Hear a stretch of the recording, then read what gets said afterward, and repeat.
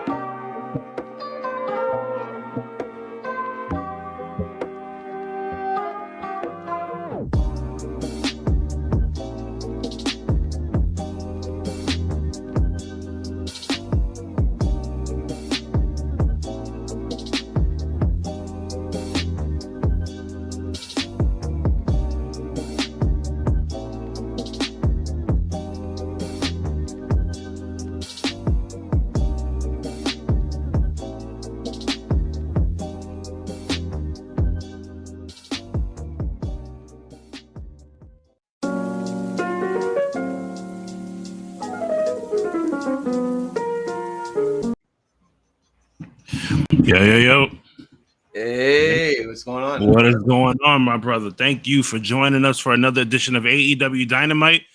We are this is week 2 of Fyter Fest. Who we got coming up right now? I just saw West Side Gun in the crowd. Oh, you know West Side. He loves this shit, man. He comes to like every event that they have. What the hell's going on here? A House of Black coming out? Looks like it. If you're ahead of me, please don't spoil anything. I'm just really excited. Barbed wire deathmatch. And yes, I look like a professional assassin right now with these glasses. I'm really hoping that this turns out to be a really good match because all the shit talk that Eddie Kingston has been talking, it has to lead up to something.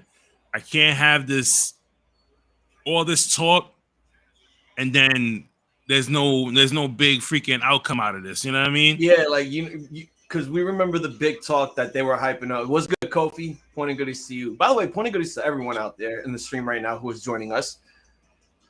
Yeah, everyone was like really hyped up when they announced the exploding barbed wire death match, especially myself, since I'm a huge fan. Like I love deathmatch wrestling. Like I'm not a deathmatch historian. Like I don't know when the first ever deathmatch started and shit.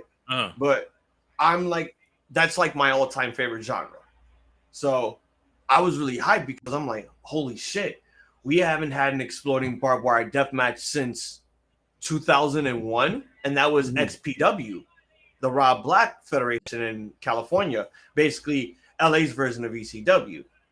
So it was so weird to see that take place, not only in America, but on pay-per-view. And I'm like, yeah, I know people paid a lot of good money to see it, but to see it there, right? Again, like I'll give you my review of the match, and I'll let you know my ending. The match overall, it delivered what everybody wanted. You know, we got to see some explosions, we got to see barbed wire, we got to see actual like hardcore wrestling sanctioned, nonetheless. You know, a match that was actually sanctioned. Matches like this should be a part of those lights out matches that AEW does. Oh, definitely.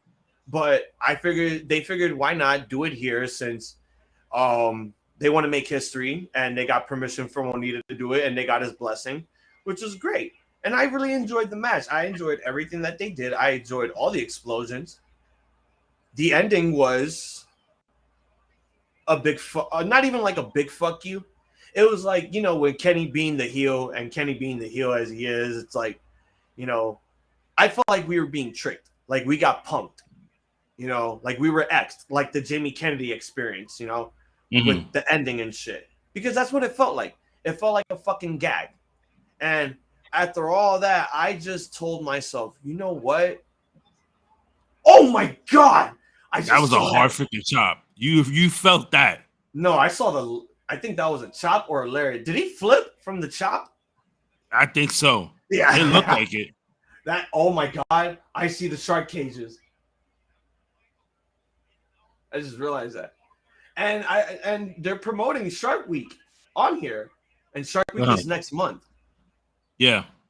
Which is stupid. Like, you're doing that shit mad early, but whatever.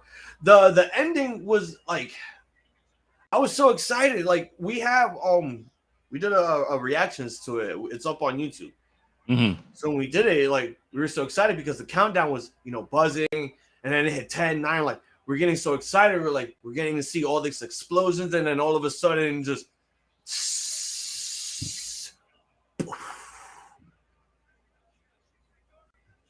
and nothing. It went quiet for like a few seconds, right?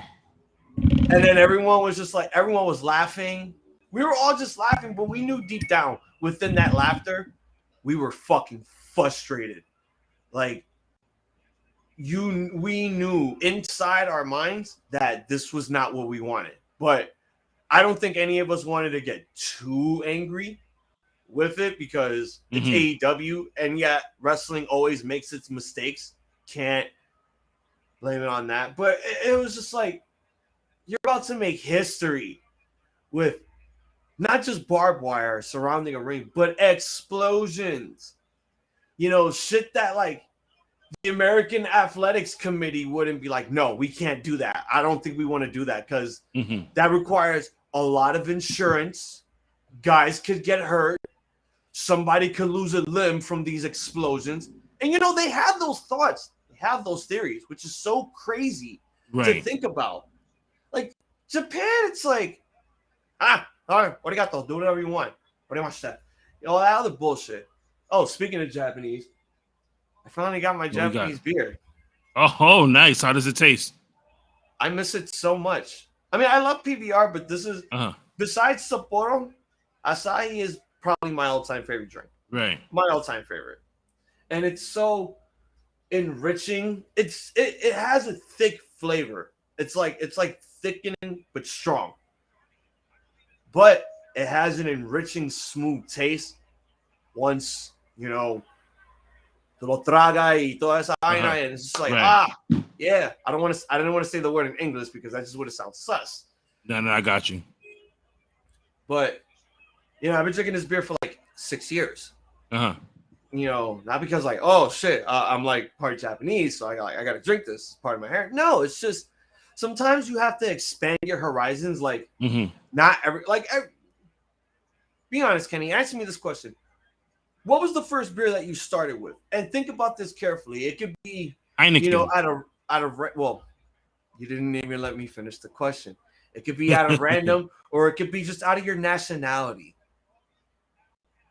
Well, I grew up in a Spanish household, so it was Heineken. My godmother used to buy that all the time when she used to throw like parties and stuff.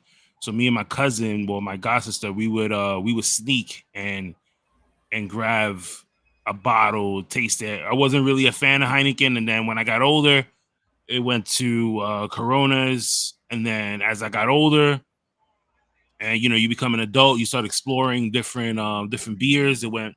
Yeah, I like a mixture of different things, but I've been really into IPAs and lagers, so those have been like my go-to a lot of the time.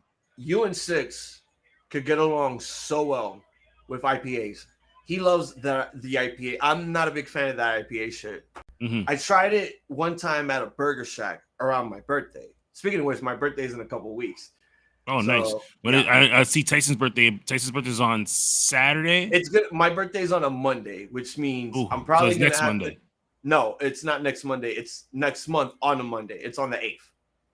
Okay. Yeah. So technically, it's like, I'm going to take the day off, but I'm also going to be doing this. Doing like a little birthday celebration for myself. Last time I did something for my birthday, Kofi knows. I did something with him and the good brother Bove, the Dirty Hills, in a crossover episode. That was like 2 years ago. Oh, nice. So, yeah. But IPAs was never like my thing. And what the fuck was it? Shake Shack? I think that's what it's called. That burger place. Right. Yeah. So I go there. I think it was going towards West Street, where you walk. What the fuck was it?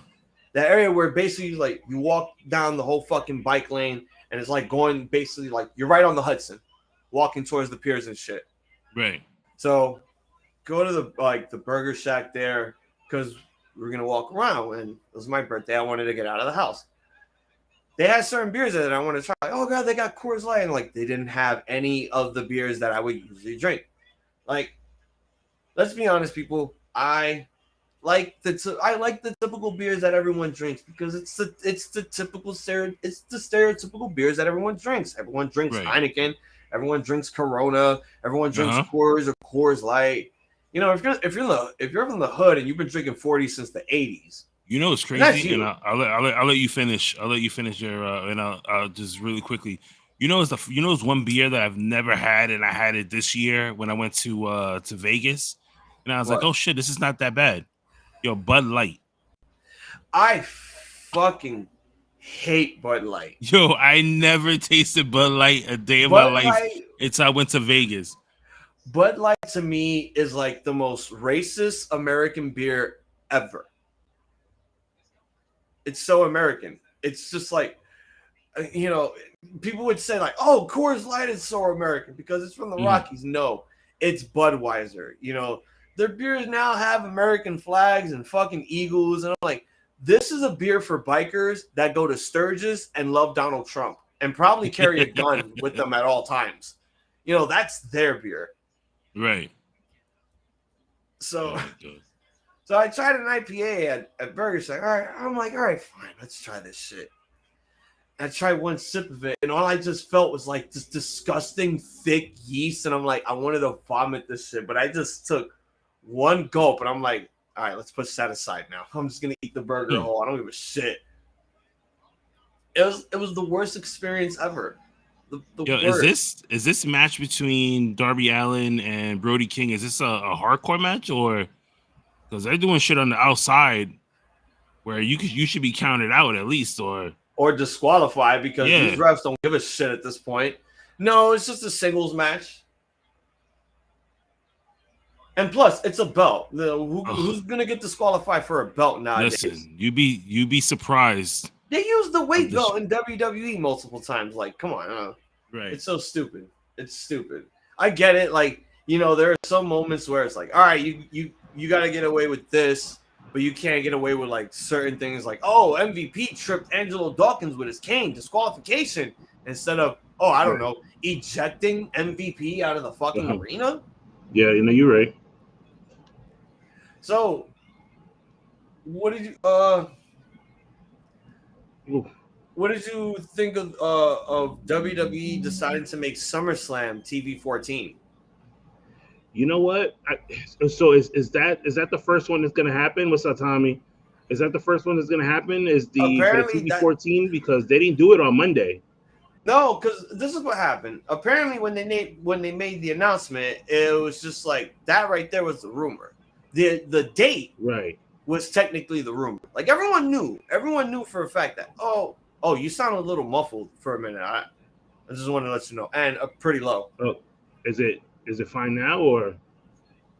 Yeah, I think it's fine now.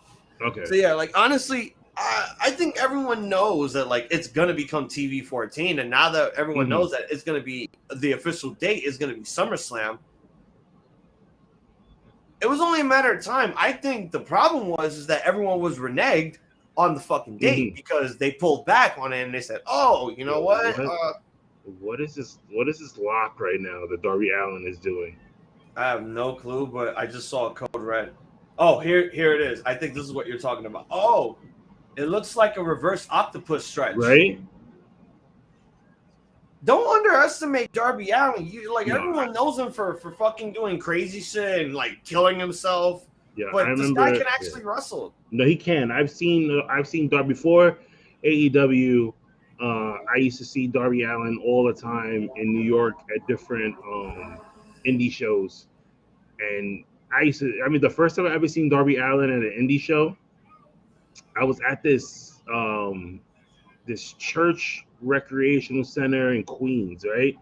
Yeah. And you see this skinny kid come out, you know what I mean, face painted, half his face painted, and I'm just like, who the hell is this kid? And he does this crazy ass move from the top rope, lands on the floor with no matting. Yeah. Like there was the mats on the floor, but this particular part of the where he fell at, it didn't have a mat. And I was like, Oh, yo, this kid is gonna die. I was like, yo, this kid is gonna die. And then, you know, a couple of years later, AEW comes out, and who do I see? Fucking Darby Allin. I'm like, holy shit, I was like, yo, that's the kid we just saw him like about 3 months ago in freaking Brooklyn. It's so weird that, like, you know, when because I know you saw the very first press conference of AEW and Jacksonville. Uh-huh. It's funny how, well, I want to say it's funny. It's so weird how, you know, when they were, you know, when they were bringing people in for the first ever, Right. you know, meeting, the press conference and signings. It's funny how the first person to come to AEW, and everyone was, you know, I don't think everyone was expecting Darby Allin, but everyone was praising him, and everyone was telling Cody, like, yo, you got to sign this guy. You got to sign this guy. Joey Janela came out first. Yeah. And then he left. Which, you know, I see that as a, you know, I think honestly, Tony Khan likes Joey Janela. I think his release was just a wink, wink, go do what you got to do, and then come back, and you'll probably make more money than ever before. And yet, and Tommy T, yeah, it is true. SummerSlam is TV 14. It is going to be TV 14 officially. So basically, right after SummerSlam, I think that's when we're going to start doing that. Oh my God, Brody King dropped the Gonzo bomb on Darby Allin, and it's over. He just died. What are my thoughts on the NXT women's title being thrown in the trash? I thought it was super disrespectful. Like, I understand you trying to do something like the way Medusa did it back in the day when she went to WCW, but at this point, the way the women's division is and like the women's tag team division is, it's like, yo, like you are just truly just disrespecting the women's division in a whole. Like at this point, there shouldn't be any freaking women's tag team titles because you don't give a shit about it on the main roster. You obviously don't give a shit about it on NXT. So what's the point of even having them? Honestly, in my opinion, Tommy, man, I'm good, man. How are you? Hope all is well. I think it's a sign of things to come. I wouldn't see this as like disrespect because honestly, like we all knew this was a sign of disrespect. They've been doing this for like years since they debuted both the main roster women's tag titles and the NXT ones. We all knew that those belts were gonna be like a complete fucking laughing stock. That's why I was happy that Cora Jade did that. I'm like, thank you. Like, because I told myself, what's the fucking point of having this shit? For what? Just to make fans, you know, shut the fuck up, giving the fans what they want, knowing that Vince was ultimately going to tarnish it.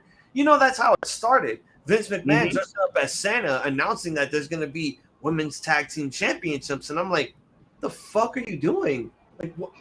Oh, okay, it's Malachi Black. I thought it was someone else. I thought it was somebody else too, and I see Malachi come out.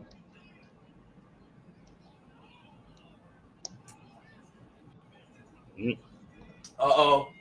Sting just got black mist. Maybe he might turn evil. I doubt it, but you see Miro coming out for, I don't know if you're up to that part yet with Miro. No, I'm seeing Brody choking out Sting.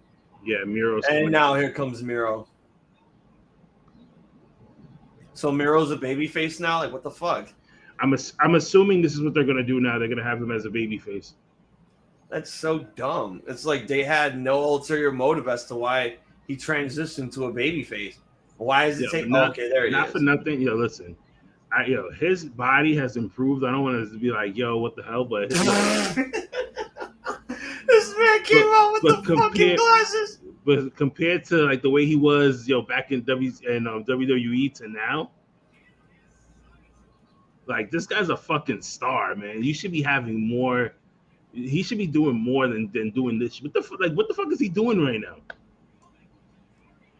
I don't know. Not going after the Ring of Honor World Yeah, title. you would think right now. Why the fuck are we not having this man go after the Ring of Honor World title? Why does it have to be Claudio? And why do I have a feeling that they're going to give it to him this Saturday? Yeah, because we haven't seen anything from freaking Samoa Joe at all. Is he like? I don't know if he's still hurt. Is he just going to do this match? No, they're doing this match legit because Okay. they've been plugging it. They've been plugging it nonstop. Uh-huh. You know, it's just I don't know what Samoa Joe's doing. I didn't hear about an injury because again, last time we saw him, he lost the Owen Hart finals to Adam Cole. Uh-huh. Yep, which I felt like he shouldn't have lost that. I don't really think Adam Cole needed that win. That's just me. I would have thought that they would have gave it to freaking to Samoa Joe, but hey.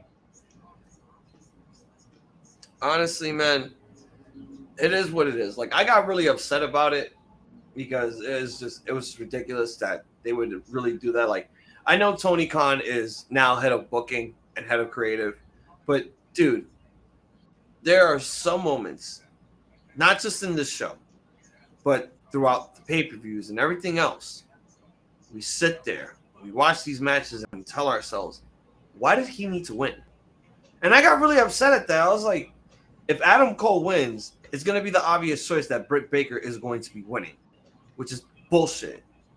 Because it was like, oh, it was just in favor of the Cole Baker couple. And I was just like, my God, like, did it have to be that obvious? Like, you could have made the pay-per-view more interesting if you had guys that, you know, people were expecting to win fucking win. La Flaca's in the house. What's going on? Year. Pointing to see you, La Flaca. And a year. I mean, look, NXT is, AEW is a good promotion, but it does have its flaws, especially when it comes to these big match feels. They like to fuck it up at one point or another. Which I was kind of happy that they didn't fuck up Blood and Guts. I'm like, oh my God, finally they did something right. They did something right for a change. And I'm actually realizing that AEW is looking at the error of their ways. I think they're realizing that sometimes, and also I think I've said this on your show plenty of times, that they need to chill out with the gimmick matches. They have to. They need to stop with that shit. At this point, you are treating your AEW roster like it's your fucking mobile GMO game. You're just putting them in all these crazy matches and ruining their goddamn stamina, and they'd be on the verge of fatigue. Like, shit, this guy's my world champion. I gotta heal him for 3 weeks? Nah, I gotta book him for something. Like, what the fuck? It gets ridiculous. It gets crazy sometimes. It's like, you know, yes, everyone wants a sports-based style of wrestling in AEW, but many people want other things in AEW, like, you know, the crazy spots, the crazy matches, and all that other shit. Who the fuck is this guy? Wearing? Who the fuck is this guy that Tony Schiavone's talking to? Oh, that's the dude from what you call it. He was a part of Tony Oh my God! Oh my God! That's 2 times! What the fuck? Oh my God! Yo! So you didn't realize that was him? No, because I only seen it. Yeah, he got signed to AEW. This is the fucking thing, though.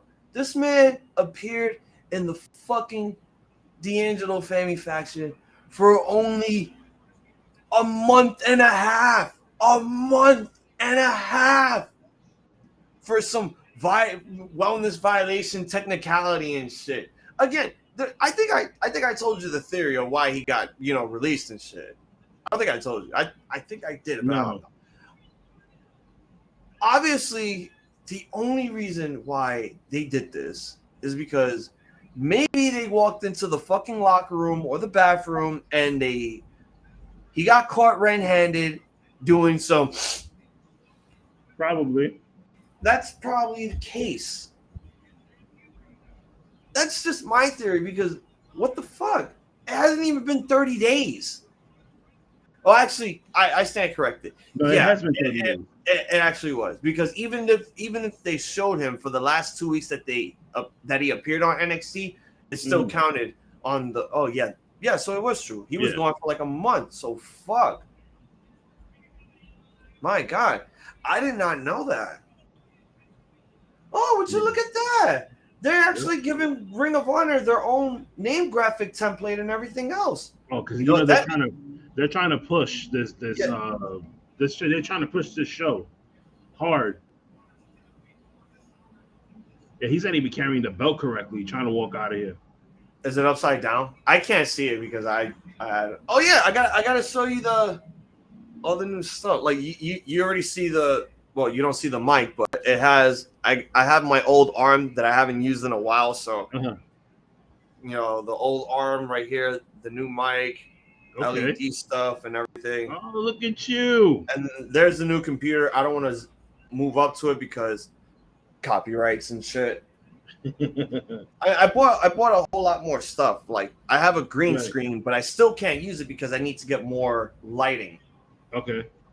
But listen, go to Amazon. Amazon, fucking, they have bundles on stuff that's cheap.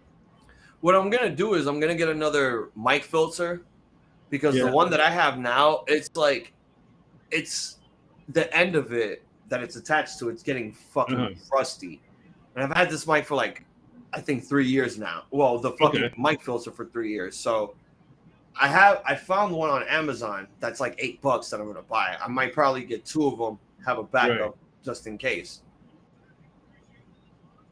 But no, like this is such a weird combination of a match that they're putting on. So Moxley and Yuta versus the best friends. This is something that you do on a video game. That can only mean one thing. I think I know why they're doing this. I think they're gonna put Trent and Chucky T in Ring of Honor. That's what I'm thinking is happening right now, because now they have Colt in Ring of Honor since the whole thing with him and Punk. So they did. So that's official. They officially moved Colt Cabana to Ring of Honor. Yeah, they saved this contract. The Young Bucks saved this contract, and it was like, we know you have your little issues with Punk, and we don't want any altercations taking place. So you want to go to ROH? And I was like, yeah, sure. I think he had no problem with it, honestly. Gives them something to do, whether if it's wrestling or commentary. And not only that, like, AEW now has another wrestling school in their work. They have the Ring of Honor dojo, because Delirious may not be wrestling, but he still runs the Ring of Honor dojo. Right.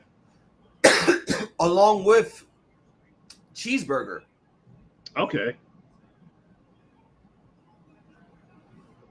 And also, like, you know, you could add, if you're going to do a TV deal with Ring of Honor, you could replace either Dark or Dark Elevation and make one of those the Ring of Honor shows. Yeah, you're right. Because they need, ROH is good. They're going to need a TV, some type of TV to get more exposure than just having maybe 1 or 2 matches on Rampage or on Dynamite or whatever. Like, you know what I mean? You have, what is it? Dark is on Mondays, right? Is Mondays or Tuesdays? Dark is Tuesdays. Dark Elevation is Monday. Monday, okay. You know, replace Elevation, put freaking ROH on Monday. Half the people don't even watch Monday Night Raw anyway.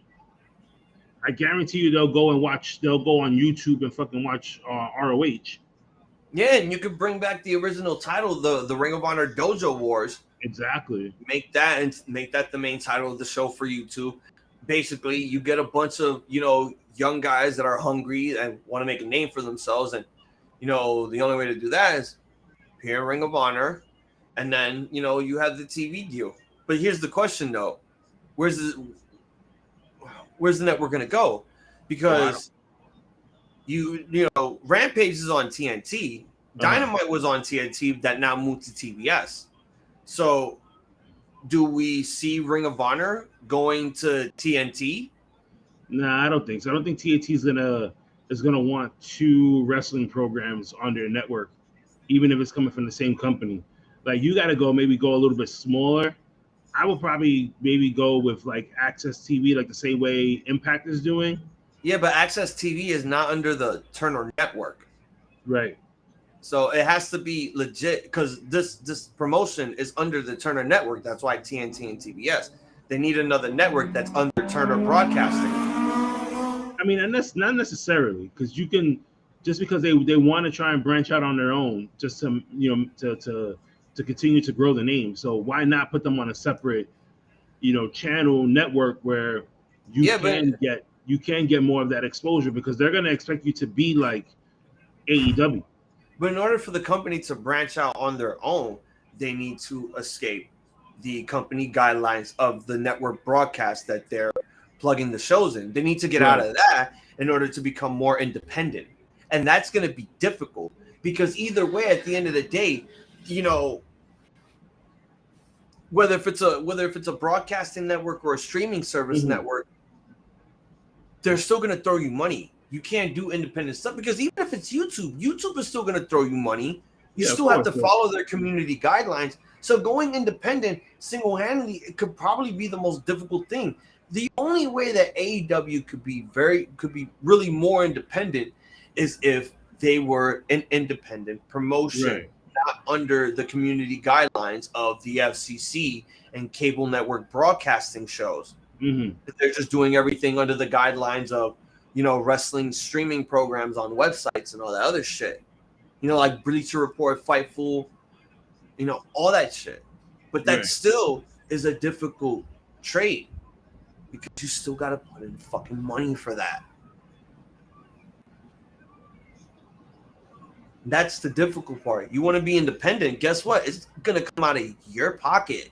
And that's difficult, because you got to make a lot of sacrifices in order to get that money to get what you need. Yeah, most definitely you have to. But I don't know. Only time will tell what you can do with ROH at this point. I'm just hoping. I want to see how this pay-per-view goes. I'm definitely ordering it. I definitely want to see it. I've been a big fan of ROH for a long time. So, are you going to live stream it? I don't know. You should. I'll join you. I mean, I don't know.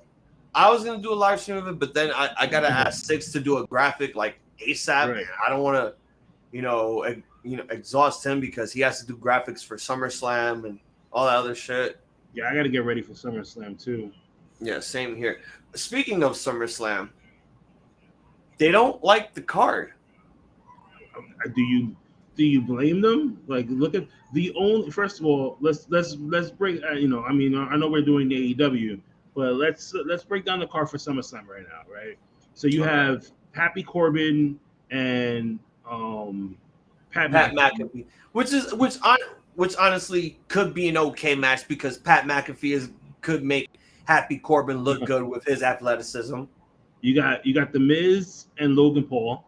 Same thing. It's gonna be one of those matches where The Miz is gonna have to make Logan Paul look good, and also Logan Paul needs to make himself look good, since it's gonna be his first singles match.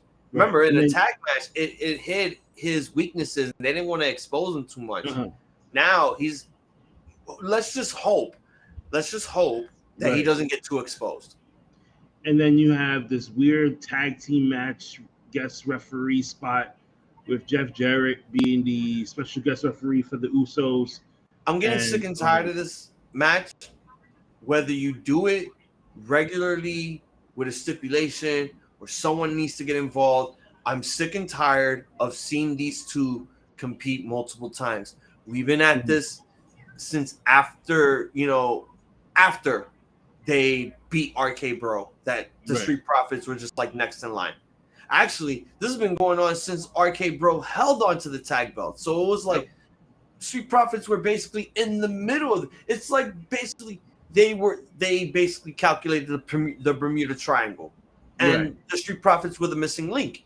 And once RKO was gone, RK Bro was gone, here comes the Street Profits, and it's back to the same shit that we've seen on SmackDown years ago, which honestly was good, but then they got annoying, because You could put them in singles matches.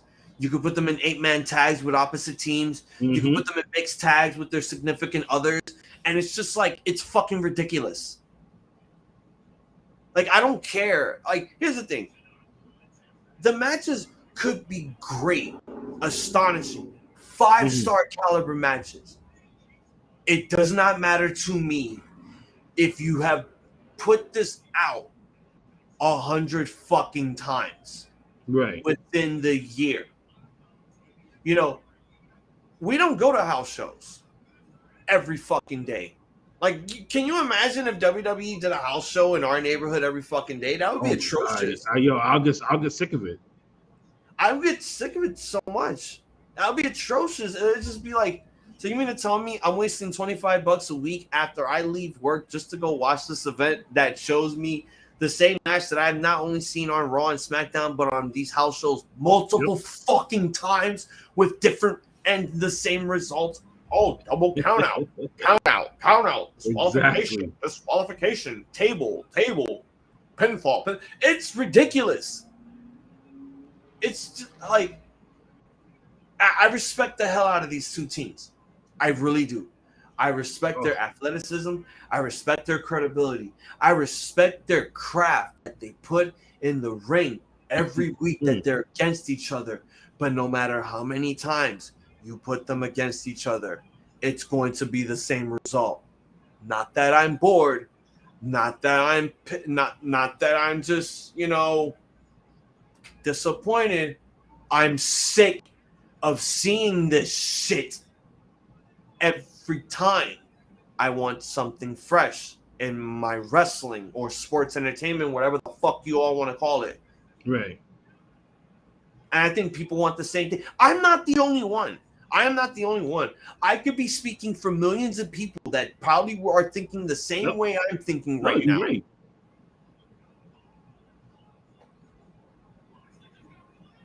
I could be speaking for those people, but if anyone in the higher ups from any promotion was watching these streams, they would look at other people in their fucking suits and think to themselves, look at this guy. He's a fucking spoke on the wheel.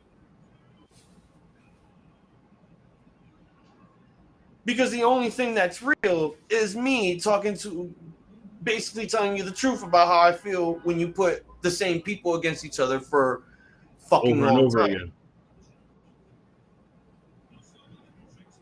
Oh, so Tyson goes, speaking of Jeff Jarrett, him and Jay Lethal beat Flair. Did you see that video for the build up to this match that they're having at honestly, last match? You probably laugh at me for this, but I want to find the uncensored version. Okay. What? Why? Because here's the thing. It sounds fake when you bleep them, because it just feels like a comedy skit to me. When you bleep these guys swearing, it just sounds funny when you hear the bleep, because it's like, it's not serious. It's like you're watching a comedy skit from a lost episode of the Chappelle Show.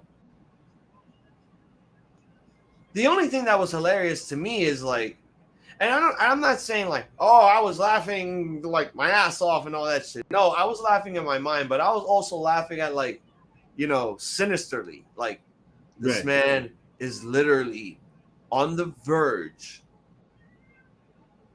of being on his deathbed because like my man's, I don't care how bad you want to sell this match. You want to sell it, just fucking brawl. Just brawl. I understand that Ric Flair is the master of blading. Even for his age, it's like, bro, you're at the age where it's like one more of doing this. Right. You could accidentally cut yourself really deep and fucking cut an artery. Like, chill the fuck out, bro. I know that your reputation is telling girls that your dick is Space Mountain and fucking gushing blood for fucking matches that you truly. Oh, nice pin submission there by Wheeler Yuta, doing what Zack Sabre Jr. would do on a regular basis. It's so funny. We talked about this whole fucking match. Of course, yeah. And I just realized the best friends were basically beating on their former best friend, and their former best friend just beat his former best friends. Good shit. Good But shit. this Saturday's pay-per-view though, Yuta versus Daniel Garcia, that's going to be a good match because these two are very technical. I've seen them fight before. They're gonna show out. I'm telling you right now, every match that they have in this card. Well, I don't know most of the matches, but I can tell you like 4 matches instantly. That's going to be a show stealer. That involves the championships. The pure title is going to be a show stealer. The 2 out of 3 falls rematch Briscoes and FTR for the Ring of Honor World Tag Team Championships. I don't know if it's for all the belts that they have, but I heard it's just for the Ring of Honor. If it's only for the Ring of Honor, I think it's only for the Ring of Honor. But that's also going to be a show stealer. Jay Lethal versus Samoa Joe. It's going to be a show stealer, but it's going to be like one of those where it's like it's not going to be a fucking 20 to 25 minute match. It's going to be one of those where it's like, you know, they're going to duke it out for 10 minutes. And I'm going to love that because you know there's going to be some fuckery and Satnam Singh is going to get involved. I have a feeling, though, that this is where – look, a shark. Oh, we need Brock Lesnar to F5 it. Oh, no, we need Warlord to powerbomb the fuck out of it. I wonder who's under the shark. That's what I was about to ask the same thing, too. You think it might be Adam Cole? Oh, my God, that would be funny. Yo, if it's Kenny Omega, holy shit. Yeah, the television title is going to be a brawl, a show-stealing brawl. And then we have the Ring of Honor World Championship, which I was. So because we didn't get to do the show last week. So how do you feel about Swerve and Keith Lee being champs? Well, honestly, Kenny, I'll give you my prediction about this now. And here's my thought. They kind of ruined my fucking prediction, which I kind of assumed after looking at some reports that what I had in mind was never in the plans, which I was like, God damn it, I can't believe that they really did that. I was shocked. I was really shocked because honestly, like, something told me that the Bucks were going to lose the belts. Right. I felt like, I just feel like now I'll let you finish it before I make my statement. I also felt like it was just a way to take the belts off the Jurassic Express for the Young Bucks to be transitional champions and to have their accolade of being the very first ever 2-time AEW Tag Team Champions. Right. I think that's just what they wanted before they had to give the belts away, which I felt like it was a transitional move, but was it the right move? Honestly, yeah. I mean, it could have went to Starks and Hobbs. At the end of the day, it didn't matter. We have in AEW history, we have our very first African American tag team champions. I mean, that's something to celebrate about. And that's something to be. We already had one African American tag team. That's one. No, not. Yeah. We had one guy. But I'm talking about an actual tag team. But a full tag team. Scorpio Sky was the first ever African American to hold on to a tag team championship, but this is the first ever African American team to be AEW tag team champions. And he's the first one for the TNT title too. Yeah, that too. I forgot. I completely forgot about that. Yeah. All he needs is the championship. He needs to have the world title. Well, that and the All Atlantic. Because he was the what you call it? He was the brass ring winner. So he's done that. Yeah, he's done that also. So he just needs 2 titles, really, and then he's a quote unquote Grand Slam champion, as they say in WWE. I wouldn't say Grand Slam because he'd have to win the world title to consider himself. That's what I'm saying. Yeah, he needs the 2. Oh my God! Is that Montezzi in the back?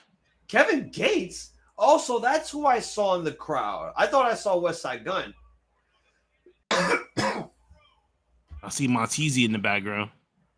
I don't know who the fuck you talking about. Oh, Montezzi. That's the guy that he works with Swerve on his on music. No, but that is West Side Gun in the audience. He's there too. I need to see. Okay, there he is. I see He's him. right there. Yeah, he's with the white hat. He's there. I peeped him. Fly guy. I saw him at Grand Slam. I like me and we passed each other. It was so crowded that day at Grand Slam. Like I was bumping into like so many fucking different people saying what up. I met him at House of Glory around December of 2019. Mm-hmm. And I was like, it was 4 days before I was about to leave. All right, go ahead.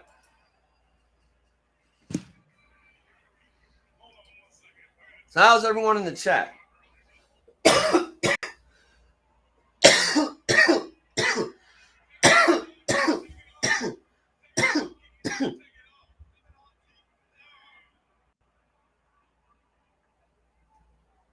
This is my concern right now.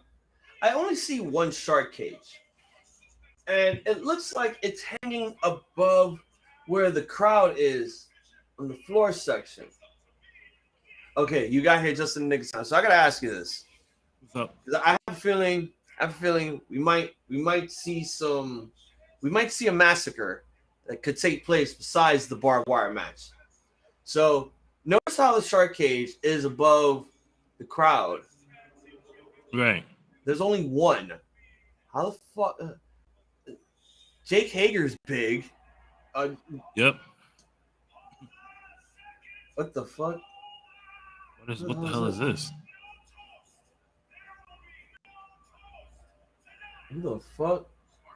Smart Mark. Who the fuck? Mm-hmm. What the hell? With fucking boring ass Tony Nese. Why does Tony Nese has a clipboard in his hand? What is this?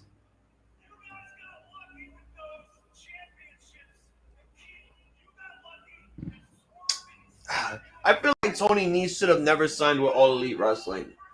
He's not he's not a guy that fucking really draws any type of money. He's literally had the same gimmick from promotion to promotion to promotion. Oh no. Like, honestly, like I agree with you. In the big leagues, he doesn't draw money. Now here's where I can actually disagree with you. If it's the indies, yes, he draws money. The problem is, yes, his wrestling is great, but he has the same gimmick, and the same gimmick is I'm just some generic, small guy who could do, big guy things, but also cruiserweight stuff, but don't have any personality. Like, all I have is just looks and abs. That's where the money is. The gimmick is no money. Right. All right. So I kind of see that as like, maybe that's why Tony Khan signed him, because he knew he has some athletic ability, which he does. Let's not disrespect him on that. But he has no charisma. He has zero showmanship. That's why I say he's fucking boring. He isn't. He is just one giant black hole. You could throw an aerosol can in it, and it just becomes one giant ozone layer. Oh my God! Kevin Gage just went through the barricade. I would have thought West Side Gun would get involved, but no, I don't think he's not gonna. They're not gonna put him in an angle like that. Maybe because he's doing stuff with WWE, but again, maybe after. Oh my God! He clocked him for real. He just dead clocked him for real. But at the same time, it's like you just took away the celebration of Lee and Swerve. This was awful. And you know what's gonna happen, right?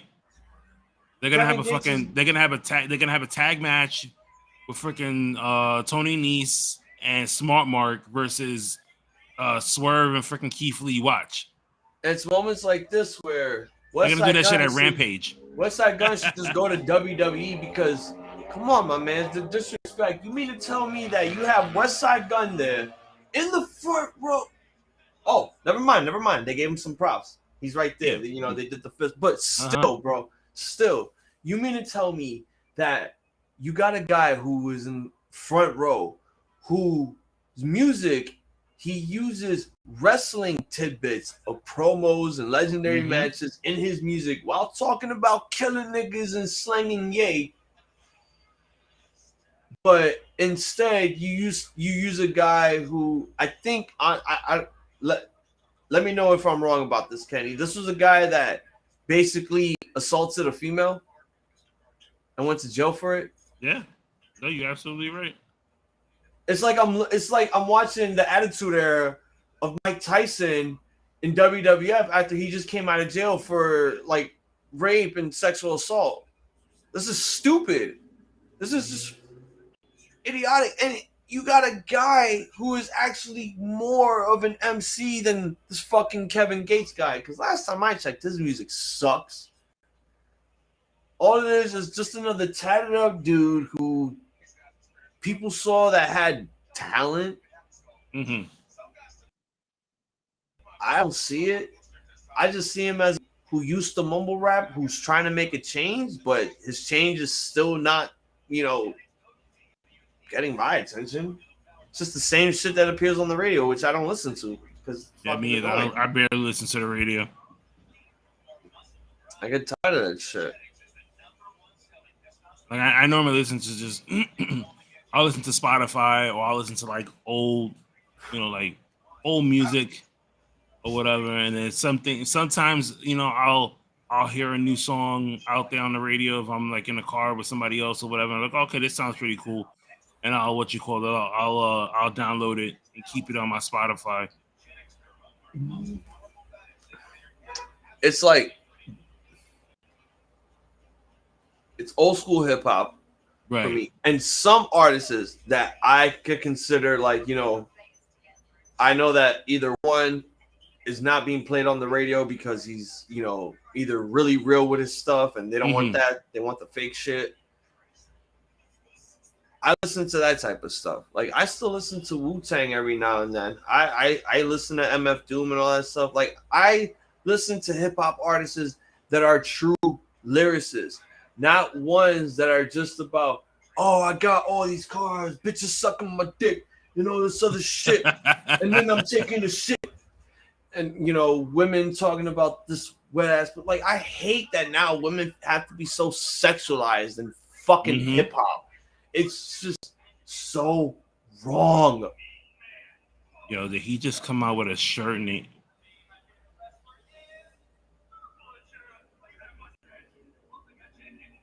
The Butcher lost some weight. No, he did. And he's wearing a David Bowie shirt. I love that shirt. Stardust. Butch. Yeah. That's some fucking some lazy ass t-shirt shit. I hate these fucking promos. There's no need for there's no need for these promos at all. No, it's not that there's no need for them. It's like, well, yeah, you are right. There is no need for them. Because why do they have the baby faces and the heels standing across from each other knowing that the interview is going to end up in a fucking brawl? Why don't you just interview either the baby face or the heel solo, have the other opposite team show up, and then just assault them? Yep. That just makes so much. Oh, here comes Christian about to cut. He's finally wrestling. Oh, he's finally wrestling? Oh, yeah, shit. It's him and Luchasaurus versus the Hollywood Blondes. I mean, the Varsity Blondes. No, you know what? I'll let you have that, because either way, at the end of the day, it's still the same team. It just has blonde. It's just they're young, they're buff, they're not, they're not Austin, but one of them is their father. Exactly. Let me ask you this. I want to pick your brain a bit, because we're talking about all the, the modern stuff, the new stuff, and all that shit. Mm-hmm. You and I never talk about old school stuff. Name me your favorites. But here's the thing, though. You can name your obvious tag team. I don't want an obvious WCW tag team that's like your all-time favorite. I want a tag team that you either considered like, a secret that you never told anyone. And it's like, and if you told people like, really, you like that team? Get the fuck out of here. I never liked you. Or they were like, all right, they were like my dark horses. Because I know in your mind you were going to say Harlem Heat. I want to make it difficult for you. No, it wasn't really? Actually. Really? It was like an oddball team of You know what? The Rock and Sock Connection were always a tag team that they got put together. That Yeah, I found. I said WCW. Oh, WCW. Oh my God, Yes. WCW. The weird pair. When they paired up Bret Hart and Goldberg together, when they won the tag team titles, that was just so odd to me. Really? Yeah. Jesus. And you really like that team? But I actually did like it though. But I think this was before or after the fucking super kick that ended. Yeah, it was before. Really? Oh my. That's why they fucking did it. My God. Because I watched WCW tapes. Right. And I was always wondering to myself, why did they pair Goldberg and Bret Hart together? I never knew the motive. Damn, that hurt. And then that was a hard headbutt. And then I was realizing why. It was the fucking concussion. Mm-hmm. Bret Hart couldn't do that much. That's why Goldberg was doing all the. Oh shit! Nice headbutt there. That's another thing that I hate. Don't you hate that, like, when it's in the hard camera and it's all zoomed out? Like when Luchasaurus did the headbutt, he slapped his thigh and they still showed it on the hard camera. Like, you could have took it away. But and you know what's this thing and that's one thing that gets me about AEW's fucking camera angles. Like, you guys are not new to this. You guys have been doing this for a number of years now, and you guys see different takes of the way people, other companies do their their camera angles. You telling me that you can't get any better than this? I mean, they have a good production. Don't get me wrong. It's not as equal as WWE's production. Mm-hmm.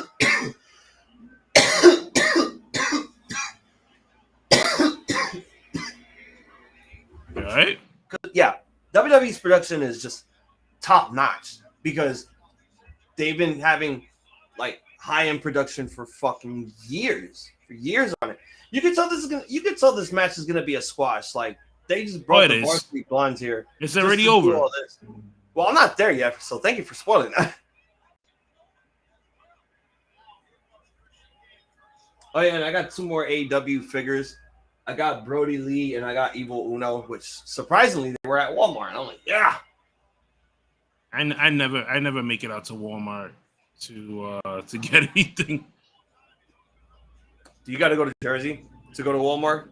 Yeah, I mean, I can go to Long Island. There's like 2 Walmarts out in Long Island, but they never have anything. Do you drive or take the Long Island Railroad? Oh no, I drive. Oh, okay. Oh shit, is Jungle Boy here? Oh, the disrespect. Putting him on his shoulders.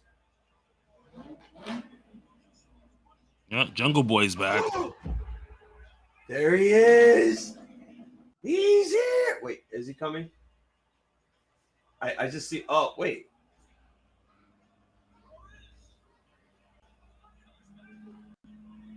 What the hell? Is he dragging something? Whoa. A chair. Oh, he's dragging a chair? I was like, where the fuck Luchasaurus went?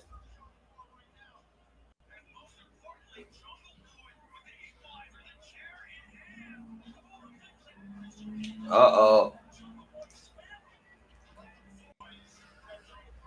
This is a legit botch indeed. They don't even have Jungle Boy's graphic playing on the screen. Don't say anything, Kenny. I see this for myself.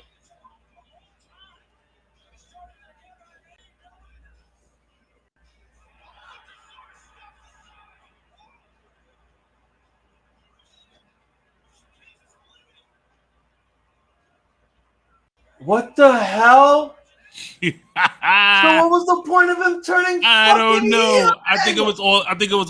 Well, you can tell it was all a plot just to get him on his side. So, like, Christian would think that, like, hey, I got somebody who's gonna protect me, and then this is bullshit. Nothing, and then he just turns on him. This whole angle just got ruined completely. Because you know what I really wanted to see? I really wanted to see, Jungle Boy fight his way to Christian Cage. I don't remember the password. And if it had to be him fighting his former dinosaur friend, tag team partner, tag team champion partner, then do that for him to get to Christian. Right. But this just, my God. I'm gonna be with Six and Ted Thursday on our show talking about this.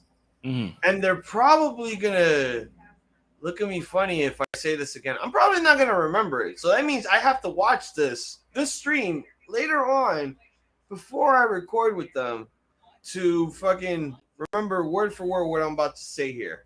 And that is, I hated the fucking switch because we had the heel turn for 3 fucking weeks. Mm-hmm. Just for it to be this. Oh, my God, Pop. Some of my barbecue sauce. I'm coming out. I'm a heel. I'm coming out the heel tunnel. He only does he only does the 9 o'clock hour. He does the last hour, make sure he gets his money. I mean, even if he did the shows at the beginning, he's still gonna get his money because of course. the man is who Justin Roberts announced. He is the voice of wrestling. Speaking of announcing, I got to do another NAW show. Not only did I have to do commentary, I had to do ring announcing for the first time. I had to host the show, open the show, do start national anthem. I was nervous as shit. It was like if I was getting back into the ring again. And I don't know if you saw my story over the weekend. I was actually taking some fucking bumps. Oh, nice. How did it feel? After 6 years not wrestling, waking up the next morning that your back is sore as shit. I bet it was. Because it's true. It's true. You don't feel shit when you take a bump. You don't you'll feel it. It's like that tingling feeling down your back. Not like an AO moment or a weird moment like Dragon Ball Super, how the Universe 6 Saiyans explained how you go Super Saiyan. But the minute you go to bed, you wake up the next morning. You're sore everywhere. Not even, you feel sore, but you feel, oh my God, you feel like a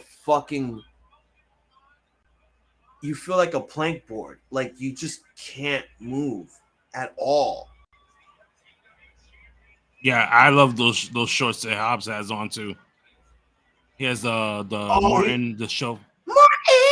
Oh, yeah. Oh, man. I need a pair of those shorts. I need to watch that show again. Fuck.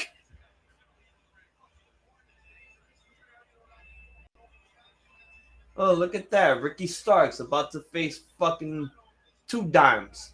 For the FTW championship. I'm like, wait a minute. Didn't she just get... Wait, this is for the FTW title? Yeah. Really? I didn't hear that. Maybe because you and I are talking and I have to lower the volume here because with the new computer, it's difficult. I'm trying to adjust the fucking, volume so that the audio won't catch on because of the microphone. Because this new microphone apparently catches everything. Which is probably the coolest thing about this, which is why I need to get fucking soundproof walls for my fucking walls to attach. I cannot believe that this man is actually on AEW though. 2 Dimes is on fucking AEW Fyter Fest, making his debut. Look at him taking someone else's spot. He looks way. I mean, they improved him from NXT days. So let's see how this goes. At least they just didn't throw him straight on Dark. Which honestly they should have done from the start. They should have done that from the start. Honestly. Like, I feel like this was literally I don't know. I don't even know how to describe this. Like this just left me speechless. And I'm usually, nice drop kick there. I bet Bill Watts taught you how to do that drop kick. Let me show you how to lay that kick. Drop kick. Kick him in his face. And if you see him put his hand up, seat that motherfucker. The Bill Watts way. That's why he was known as the excellent booker in WCW. Really? So you mean people going over the top rope is a disqualification? That's not excellent booking. That's just bullshit. Exactly.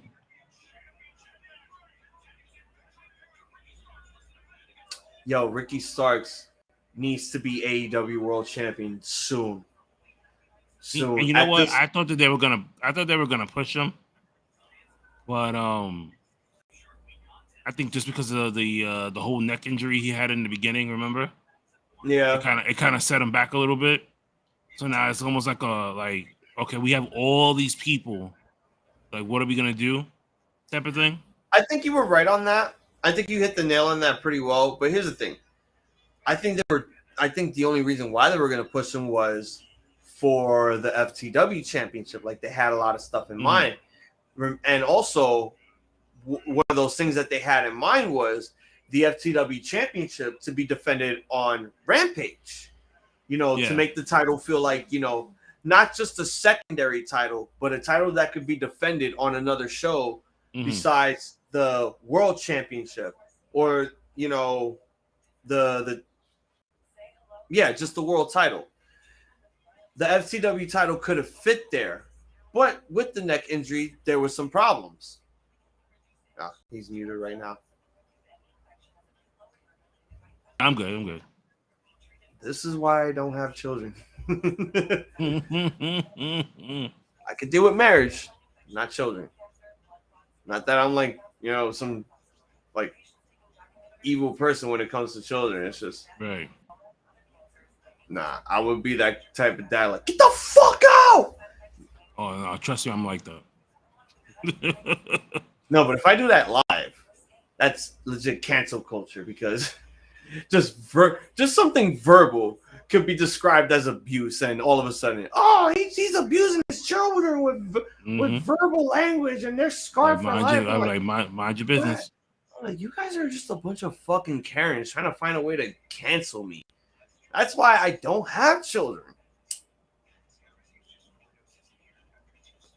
That way, you won't find a way to cancel me. Yep. Damn, you know what I should have done? I can't even do it now because it'll just be too late. I should have plugged this shit the minute we started. What? I should have plugged the show on... But whatevs.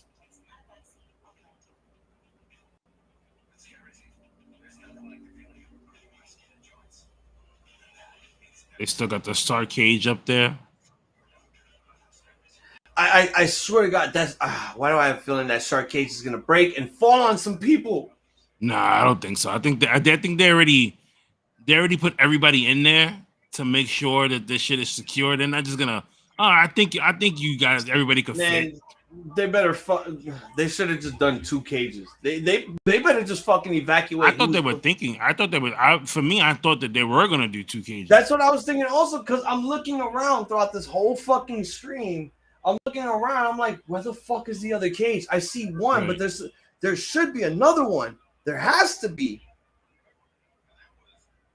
Well, when they lower the cage. Oh, I think I know where that cage is gonna go. I believe I know where this cage is gonna go single-handedly.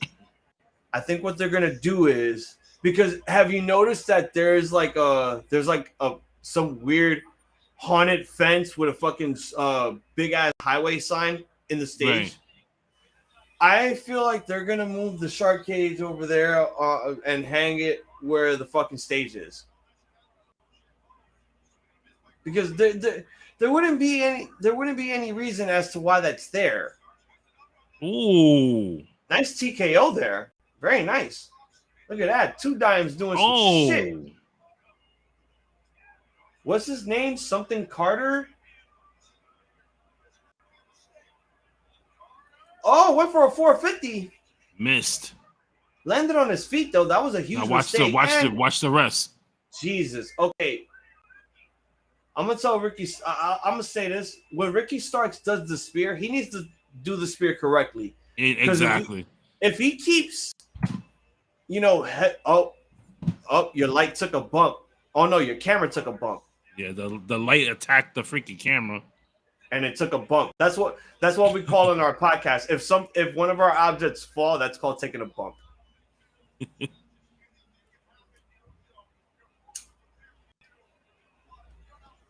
But no, seriously. Ricky Starks needs to chill with the fucking spears because at this point he's just charging his head on his opponent's sternum like you could break your neck like that, bro. That's how Edge fucked his neck up. All right, exactly. He's gonna talk. I wonder what's going on. Give us a match at All Out. All Out. All Out. Give us a match at All Out. Let's hear this man talk.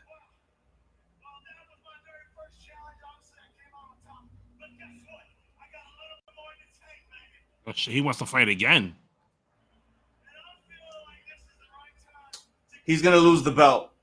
Oh, Jesus Christ.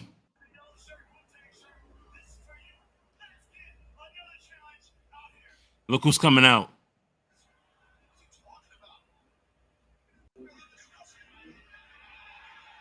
Oh! Fucking Danhausen. Holy shit. Yeah. He's going to win the FTW championship. I'm so excited because I'm going to meet this man. And if he wins the belt, when are you going to meet him? On September 17th. I bought the tickets already. Where? Here in Springfield. Oh, man. Yeah, at the Zombie Hideout. Oh, okay, got you. Yeah, I paid a $90 shit, so I gotta buy like a shit ton of 8x10s so that he can sign them. And then I get pictures. They're gonna give him the FTW World Title. He's gonna win the belt. Oh my god, he's gonna win the fucking belt. Oh my god, he's gonna win the fucking belt. God damn it, Ricky. I love you and all. You got charisma and you're great. You're gonna be world champion. But fuck, everybody's booing. And he's like, wait, you don't worry about it. You can still watch it at home. No, not next week. Just do it for All Out.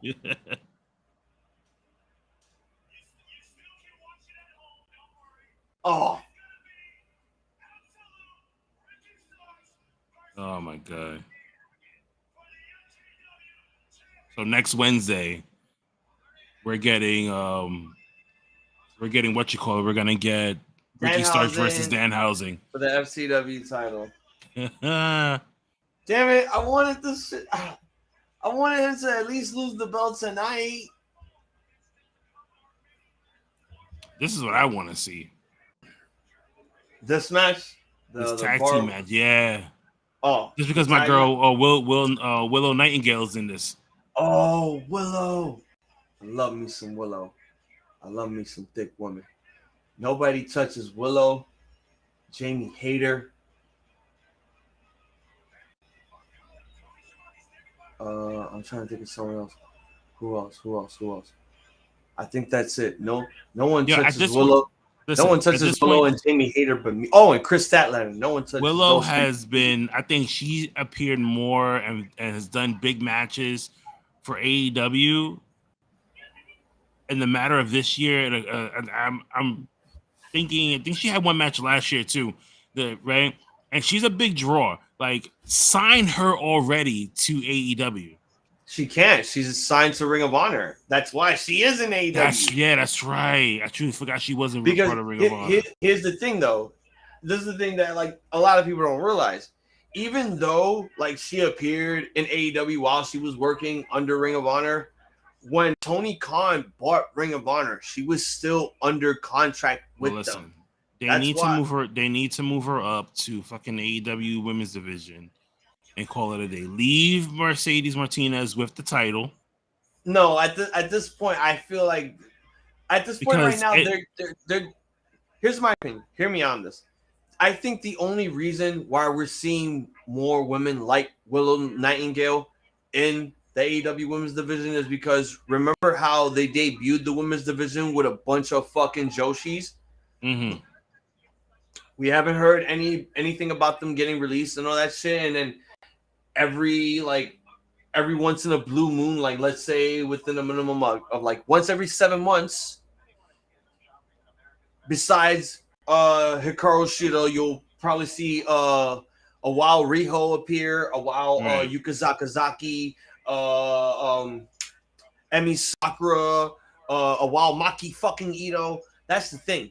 That's why they're bringing all these random women from Ring of Honor in AEW. Even though they're not building them up correctly. Like, do you remember when they did Deonna Purrazzo versus Mercedes Martinez to unify the Ring of Honor Women's World Championship? Notice how, notice how the match was not only great, but the one negative that was a problem is that they gave us no background, no story, no build-up to this match at fucking Dynamite. They just threw it at us. And I'm like, you mean to tell, like, even though it was the main event because you want to give these women a moment, which is great, but you mean to tell me throughout this entire show that you were doing to build up this match, you didn't give these women a package promo. You didn't let these women cut promos. You didn't tell us their backgrounds, their stories, or how they became Ring of Honor Women's World Champions. You didn't tell them how they were in different promotions. You didn't tell us how Deonna Purrazzo was, a triple women's champion, not only just in Ring of Honor, Impact, and fucking AAA. All that. They said nothing. They said absolutely nothing. They just left it the way it was. And that right there is the problem of why no one doesn't see like the actual obvious outside of the wrestling match.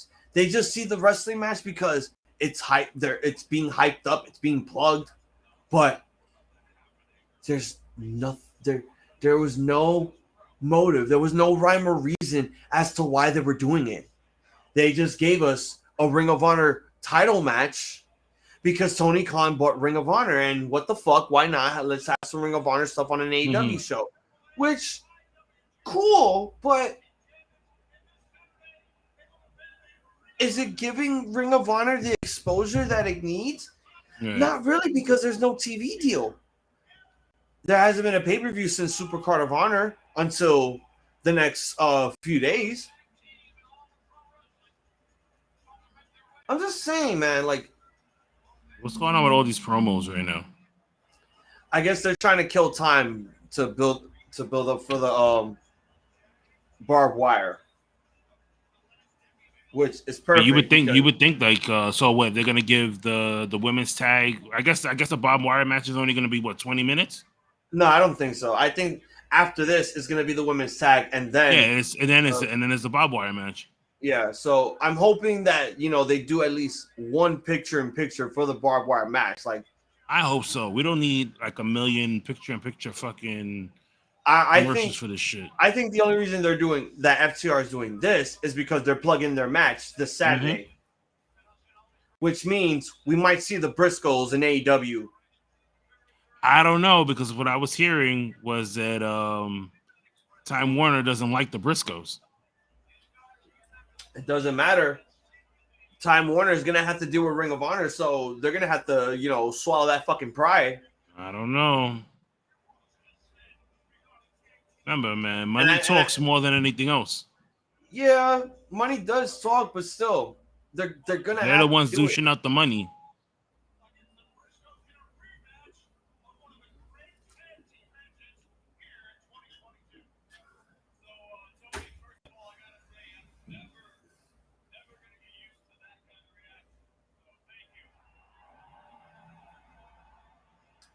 So, when do you think FTR is going to debut in New Japan? I mean, they will have to soon.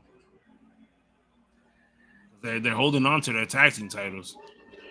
You know who their first rivalry is going to be, right? Who?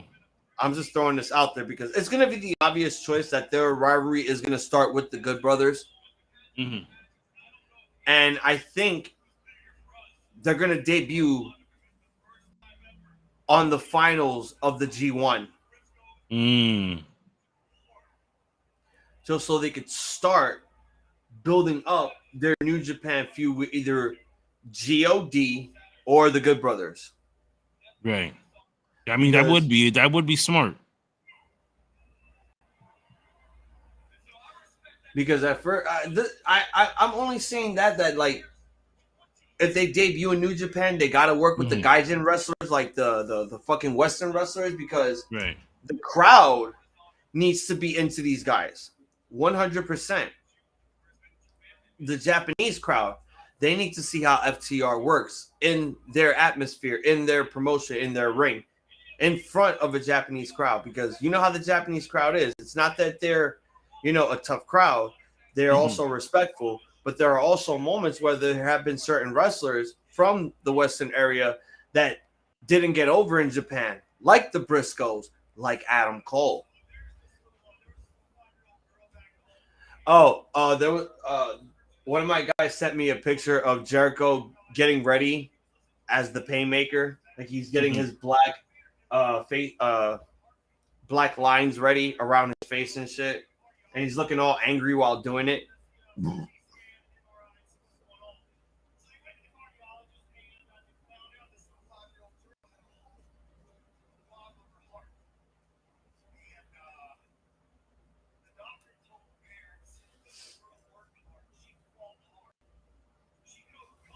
Why do I feel like this is story time with FTR, baby? It is. Like, I'm not here for storytelling. I'm here for I'm here to see you guys cut a promo on the Briscoes on how you're gonna beat their ass. So even Tyson asked the same thing too, whether or not he was gonna bring the Painmaker outfit out tonight. No, but he said it last week that he was gonna bring out the Painmaker. He cut a promo last Wednesday, and he said that he was gonna bring out the Painmaker for this match. That the Painmaker is the one character that everyone feared in New Japan, and he terrorized people. So I don't mind it. It's good. Right. It's good for certain people to have like alter egos and just not expose them, like overexpose them week by week by week. That's why I respect Jericho for not bringing out the Painmaker every once in a while. Like, yeah, last time he brought out the Painmaker was against Nick Gage. This is and not for nothing. I was wondering why we're getting this promo. This was a really good promo from FTR. No Briscoes? No Briscoes. I think it was just FTR. But Dax Harwood, man, he always cuts a good promo. I think he's a really good promo guy. If they break up, Dax Harwood is going to be the fucking star. Oh, of course. But I never want them to break up. I'm so ready for this rematch, though. 2 out of 3 falls for the Ring of Honor World Championship.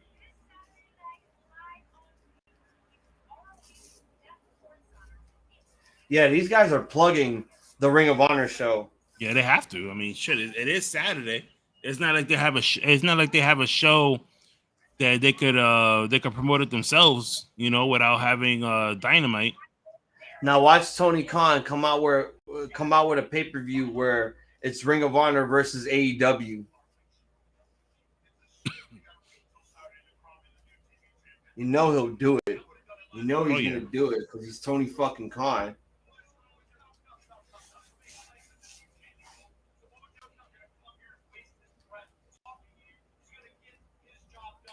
Oh, Christopher Daniels. Yeah, I didn't know that Christopher Daniels won a world title in an independent promotion. Wait, and he's he's the world champion in Defy Wrestling, and he's also a tag team champion with guess who? Are they in AEW? Yep. I'll give you a hint. He's a champion. Not Ricky Starks. Nope. Moxley? Nope. You get one more. Not with Pac. Hell no. Oh Last God. one. Come on, Kenny. But then that would be the only person that's left will be Wardlow. Nope. It's Swerve. Get the fuck out of here. You Yep. serious? He's the Defy Tag Team Champion with Swerve. Oh wow. Who the fuck is this? With That's Jay Jermaine Carter? Dupri. Y'all know what this is? So damn. Oh. Are they gonna leave her? Are they gonna leave her to rock with it? Lean with it. Rock. Why do I still know that stupid dance? My God.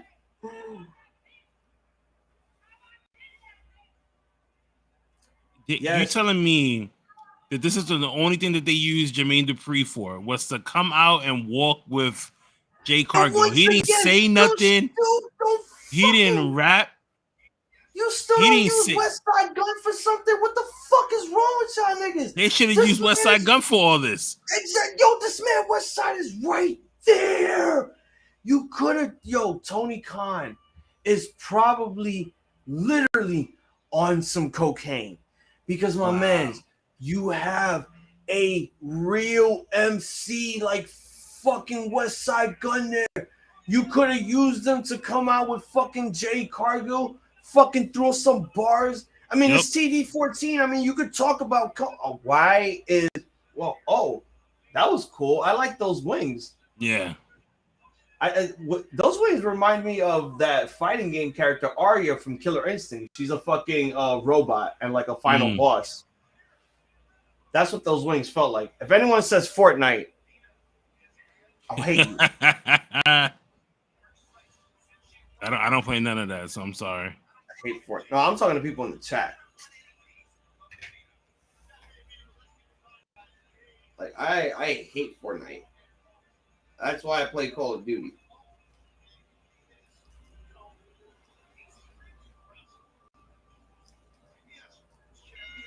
Man, this is the first time I'm about to see Athena wrestle. Really? No, I've seen her wrestle a couple of times already on AEW. Probably on Rampage, because I hardly ever watch Rampage anymore. Not that I stopped watching it. It's just nowadays I just been getting tired, and I either watch other shit that doesn't involve like wrestling because it's Friday. Sometimes I want to take a break from wrestling because there's wrestling 5 days of the fucking week, including multiple wrestling shows out of those 5 days of the week. Like tomorrow I'm not even going to record Impact. I'll probably watch a little bit of it, but I'm not going to go live because I have to go live. I have to record with my guys about this show tomorrow because there's a death match. And when there's a death match, guaranteed I'm hopping on. Because it's the only way that I'm going to be able to at least have audio of myself on the fucking audio platforms that we have, because it's mostly them. I feel like I just stopped doing the audios and just did live streams now. I don't want to feel like that's what I'm going to transition to for the rest of my life. I have to do audio stuff too. It is a podcast after all. Yeah, that is true. Not that I hate people that call their video streams a podcast. Because that just feels like the easy way out. Like, oh, you don't have audio? Maybe your audio is just on Patreon, surrounded with a paywall. Like, no, like we might do Patreon soon. Just not now. I gotta ask, with all these, where the fuck are they right now? Ooh. Oh, they're in Atlanta right now. That's what Jermaine Dupri's out there. That's why they have all these fucking South rappers here, except for West Side Gun, who's from Buffalo, New York. See, this is why I like Willow.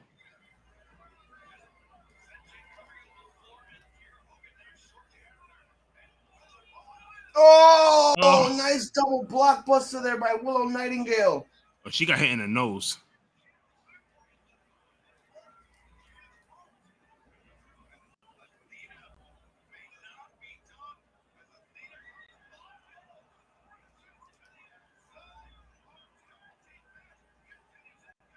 That was an excellent move.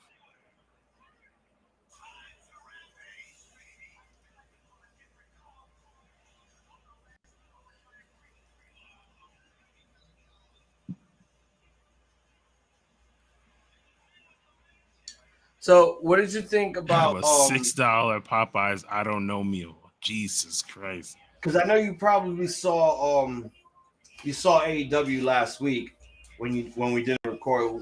What do you think about Wardlow bringing back the what now could be the original design for the TNT title?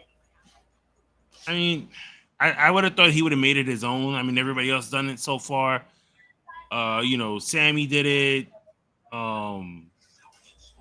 Miro did it. Scorpio Sky did it. I would have thought like he would have put his own little touch to the title, but just to leave it like the original, I thought it was pretty cool. Like, all right, that's because he doesn't. Yeah, He's holding on to that title until CM Punk comes back.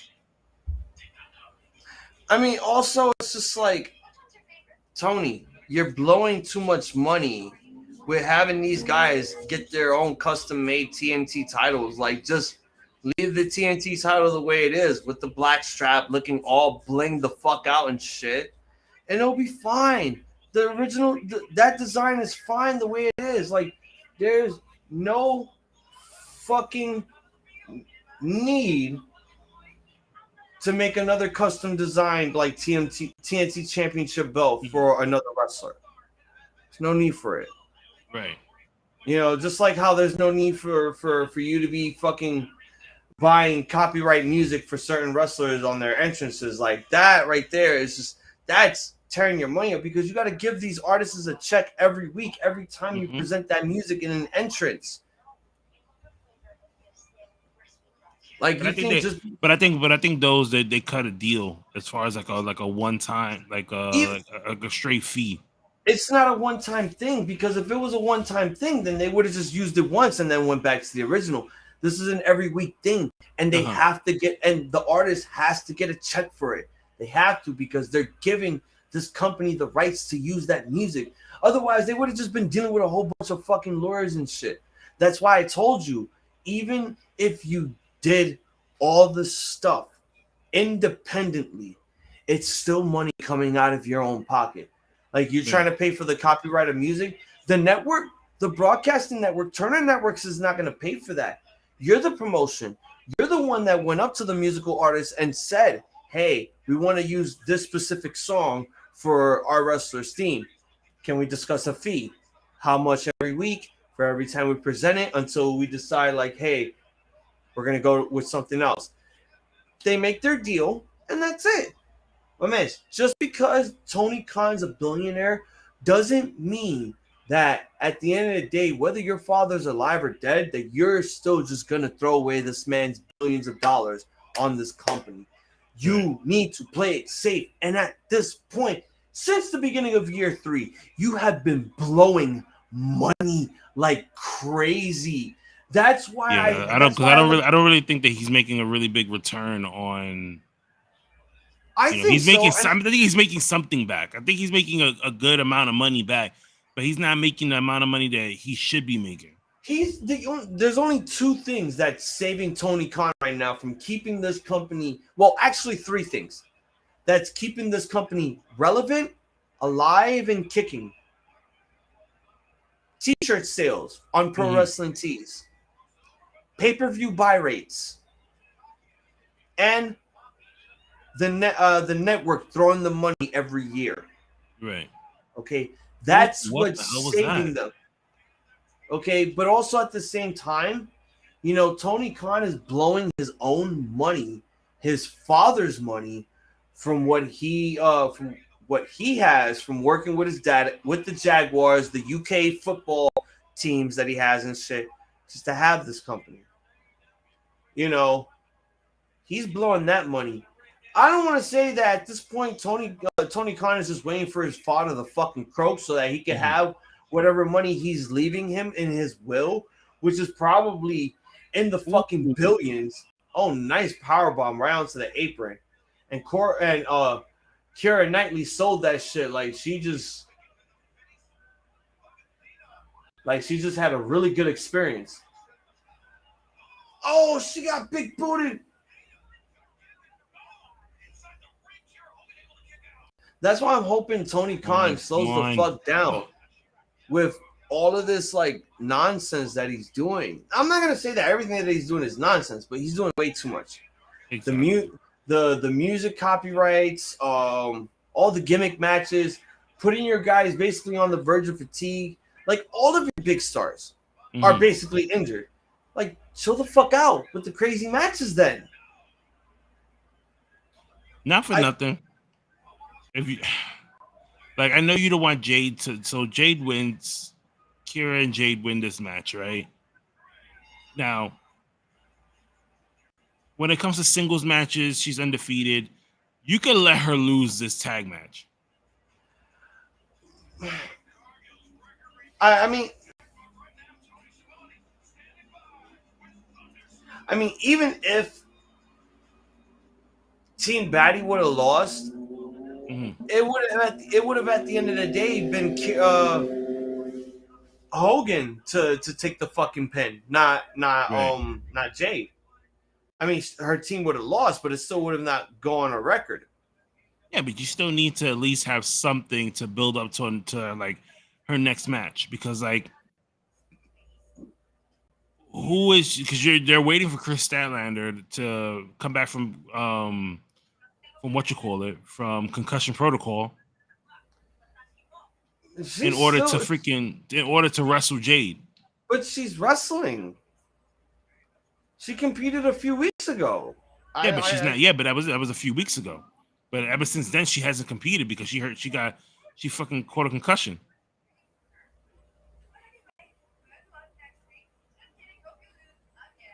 Oh, Britt Baker's back.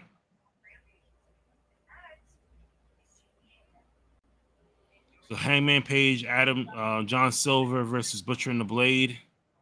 Lee Moriarty versus Daniel Martin, and Britt Baker's back. Her and Jamie Hayter is going to be in action. Max Caster and Jay Lethal versus Christopher Daniels. That's all happening for Rampage. It looks all right. What the hell? I think Serena Deeb's going to get this. I think Serena Deeb's going to take the title from Mercedes. Did they just say there's a rap battle? Yeah, there is a rap battle between Max Caster and what's his name? One of the freaking Gun kids. Austin Gunn. Austin Gunn, there you go.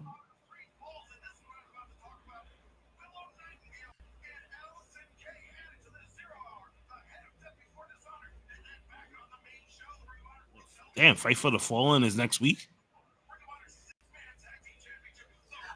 Kenny, I fucking told you, Kenny. Oh my God, they're bringing back the 6-man tag team championships at Ring of Honor. Kenny, what did I tell you? After they did fucking week 2 of fucking Fyter Fest, they were gonna do this shit. That's the main event. Danhausen versus Ricky Starks. Awesome. That means Ricky Starks is finally gonna lose the belt, and I'm gonna hate it. I don't know. I'm gonna be if they would have had that match tonight, right after the match that he just had, I would agree with you and say that he's gonna lose the title. But I think he's gonna end up keeping the title next week. Oh man, they're lowering the shark cage where the crowd was. What the? Oh my God, I hate that. Wait, I hope it's being wrapped around the ring and not just like it doesn't look like a one disgusting looking cockfight with those fucking boards there. I can't wait for this. I don't know if you're watching this commercial that they're doing. It's the spin-off of Game of Thrones. I'm not a big fan of Game of Thrones. That's my wife's thing. I don't hate. I know she's excited. I know she's excited for this. Oh, she's been excited. Like she saw the trailer for this. Like she wants me to get like some Game of Thrones stuff before the show starts, which I'm gonna most likely do just so she can be ready. I can't wait for this. With me, I'm not a big fan of the whole medieval like Dungeons, Dragons type of shit. Not for nothing. Like I didn't watch Game of Thrones, right? and it was out of a whim that I said, you know what, let me sit down and let me watch this. And I went through the first episode and I was like, okay, this is all right. And then when it got to the third episode of Game of Thrones, I was just like, what the fuck is going on? I went through every single season to the point where like I'm in a TV like group chat Yeah. with some friends of mine, and they watch like different shows or whatever. And I a part of that group. I was the only one that never watched Game of Thrones. So when I finally started watching Game of Thrones, they were picking my brain. I was like, what did you think of this episode? What did you think of that episode? And I was just like, what the fuck is going on? But the only thing is that I hated the ending of the way Game of Thrones ended. Trust me. Why do I even put these on? It's already dark. My wife hated it also. Like, my wife always like tried to convince me to watch this show. Like, oh, I'm gonna love it. They're like she tried to sell me on the nudity, and it's like, right. At this point, nudity to me is just it's whatever. Like, it's PG. I see it all the time. It's fucking PG to me now. Right. It's like, oh, it has decapitation, it has gore. Like, I see that in horror movies. Like, babe, trust me, I'm just not into this whole Dungeons and Dragons, mythical creatures, beasts, like medieval type of shit. I'm into shit that I know I grew up on, like what's going on in the fucking hood and all that other nonsense, like actual storytelling. This is just fantasy folklore for everyone. I'm not gonna call you guys fucking nerds or losers for watching this shit. You guys have every right to watch this, because let me tell you, my wife made me watch the first 5 episodes of Game of Thrones in season 1. I fell asleep at episode 3 just to wake up at 5 to tell my wife, you see what I mean on why I can't watch this shit? It bores me. It's not my thing. I know you guys are into it because you guys like all that war shit, decapitation, and all that hardcore nudity with, sexual assaults and murders and rape and fucking on top of dead bodies. I would like to see that in a horror movie, but not in just it's not my forte. All right. What about okay, so there's another show that I'm watching. Let's see if you watch this. I just recently started watching. I'm on season 2, and that is Ozark. I've heard a lot about it. I never get the chance to watch it because Ozark is on Netflix. Yeah, I know it has Jason Bateman in it. Yeah. For me, I would suggest maybe you'll probably like it, because like they're long episodes. I think they're like 45 minutes. Yeah. Right. But it keeps you entertained as you're watching it, because you're like, oh, wait a minute. Because I kind of feel like sometimes if you get up and you leave or you do something else, you're gonna miss a key point of it, and then you're gonna be like, oh shit, why is this happening? You know what I mean? But the first episode caught me, and I was like, what the fuck is this? Okay, good. There's no boards and everything. Wait, what the fuck? Justin Roberts has fucking barbed wire on his mic. All right, I'm gonna be right back. I gotta get some pizza. I gotta get prepared for this, so I'll be right back.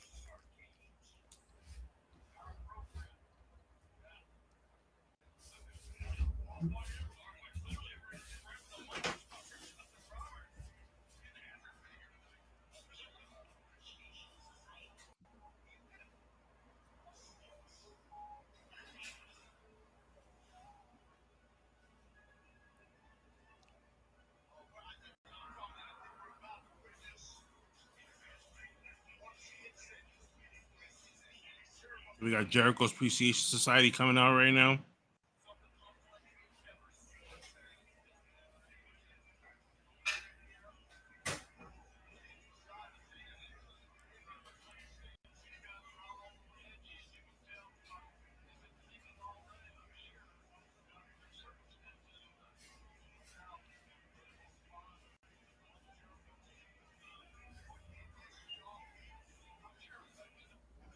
Oh, Ruby Soho.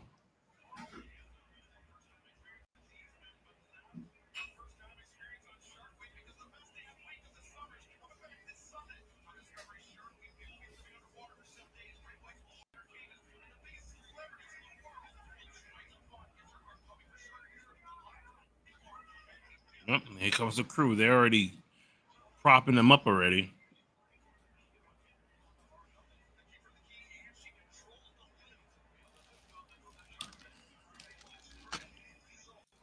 I'm gonna say they're missing one. Because where the hell is Sammy Guevara and where is Ty Conti at right now?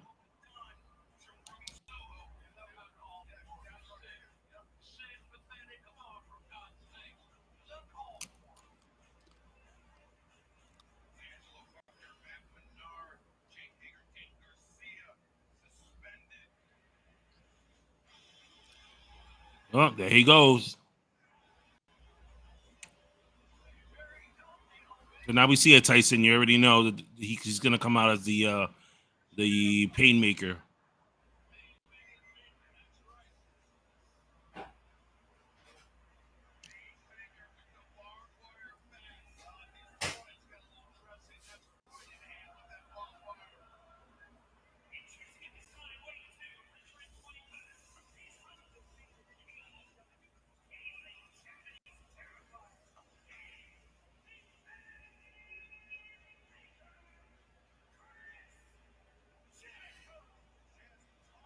With all this barbed wire all over the place, this match better. Listen. Everybody needs to be gushing out fucking blood at this point.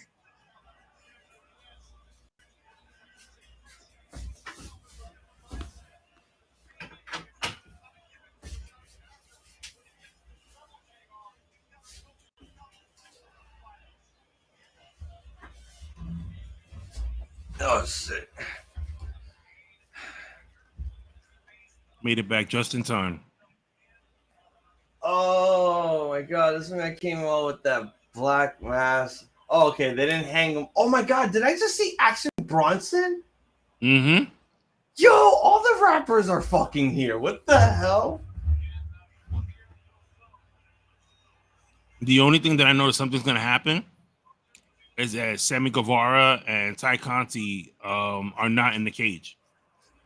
Oh my god! Of course. Either that or they're actually on vacation. This man literally taped up his whole fucking. Oh my god! I didn't even notice the goddamn board filled with barbed wire. Oh my god! Oh! Mm-hmm. Oh! Well, that barbed wire is fucking fake anyway.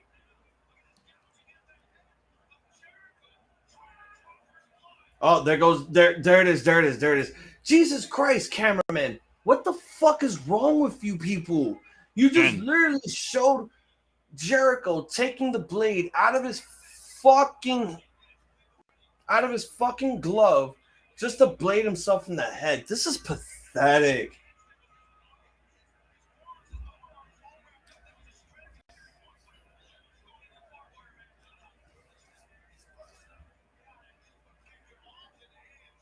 Shit's about to get real.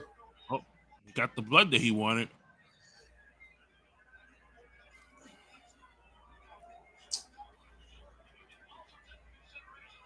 That man just said on site with the mic. Oh, look, a new Paymaker shirt. Yeah, everything is wrapped in barbed wire, even down to the fucking bell.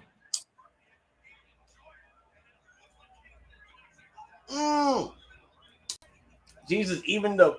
Are you serious? The bell is wrapped in barbed wire, and there goes Ruby Riot. I mean, Ruby Soho. What the hell? Everything is right. Oh, so that's why she's controlling. She's controlling the shark cage. That's why it's called barbed wire everywhere. Would you look at that? A wild Kip Sabian in the crowd with the cardboard box on his head. Yeah, they need to do something already.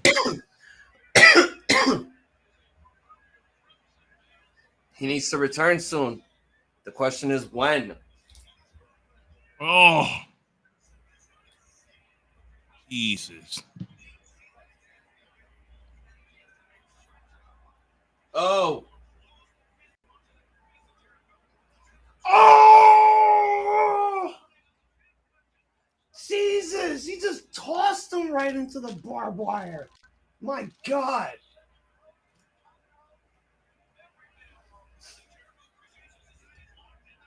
Right back. All right.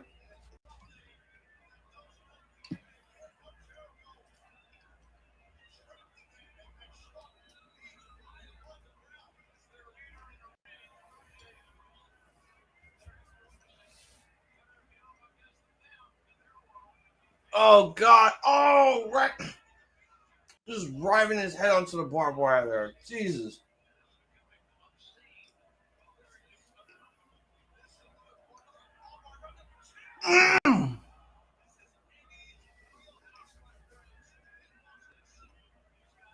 Oh, right on the back of Jericho. 2 barbed wire chair shots to his back. All right, what did I miss? This man swung a barbed wire chair onto the back of Jericho twice. Oh, Jesus. That had, it's wrapped around his leg. Oh. Oh! Jesus Christ. Why are we going into picture-in-picture? It is right in his thigh. It is right in his fucking thigh. Oh, my God. And We go to picture. We go to picture-in-picture, and who did they show? The Rock.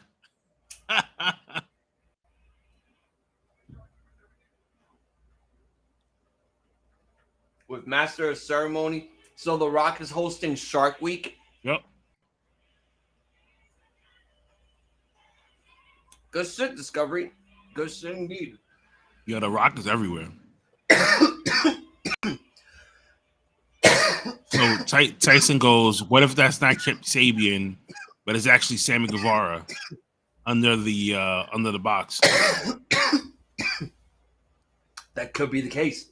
That could be the obvious choice. But the only way that would be Sammy Guevara in the crowd is if we haven't seen that cardboard box all day, and we've seen it throughout the entire show. Yeah, but they could do a switch out. Like he's saying he has to go to the bathroom. Who knows? Who knows?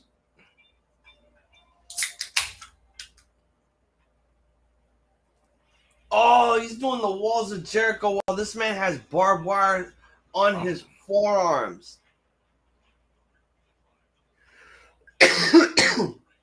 God damn, that's just gotta hurt. That's just pressing right to your chest. Yup, and on your forearms too, like shit. Don't matter how much tape Eddie got on his forearms. Them shits is gonna pierce right through. Yeah, I have to see this. Bullet Train? Bullet Train? Mm-hmm. Yeah. I want to see this too. This looks pretty funny, but also pretty serious. Right. I don't really get to see a lot of action movies, and I haven't seen some in a while. All right. So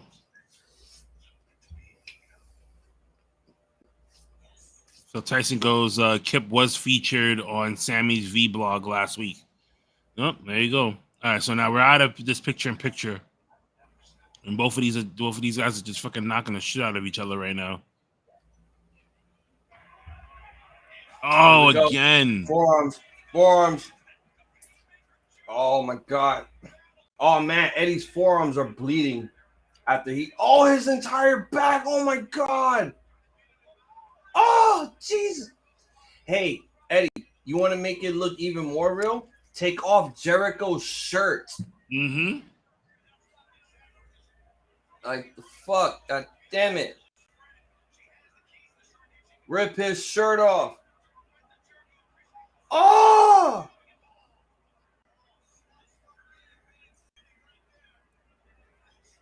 What the hell is that? On the... Oh, okay.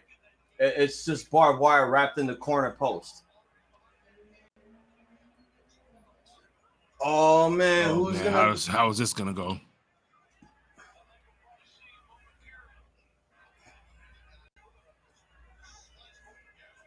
Are we doing a back body drop or are we doing a slam? Nah, I think we're gonna do some sort of slam here. He's too far out. Oh, thank God. Holy shit. I was like, yo, you're too far. Oh. Yo, where the hell are they getting these tables from?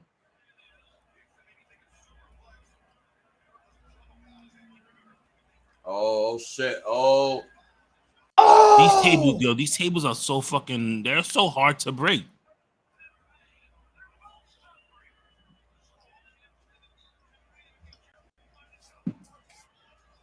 Holy shit. Oh, here comes Ty Conti. Oh god damn it.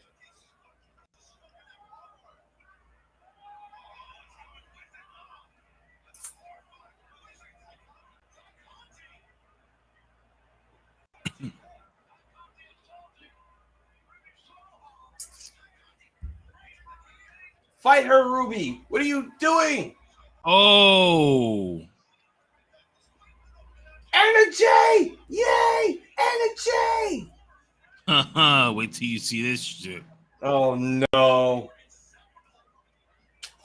Fucking hell.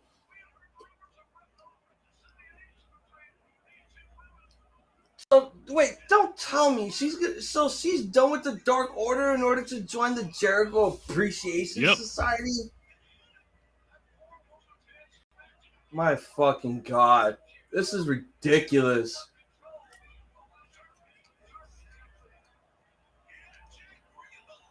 Unbelievable. So who's gonna be sexting Anna J in the Jericho Appreciation Society? I would probably say Danny Garcia. Could be. Or Chris Jericho. Yeah. Oh my god, oh my god. Anna, you're taking forever to open the fucking lock. You fucking moron.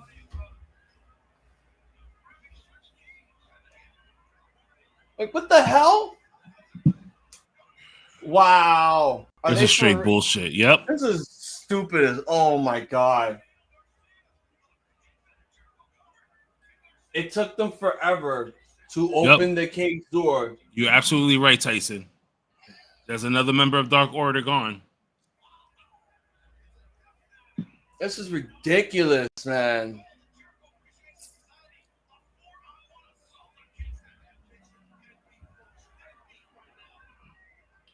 Something better fucking happen here. Oh!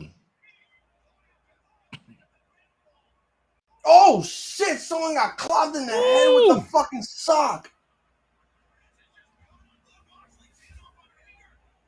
Oh! Oh my god.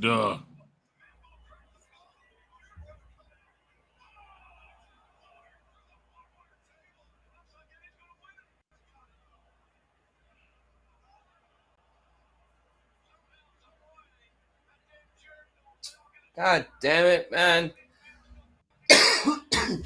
Oh, what the fuck was that?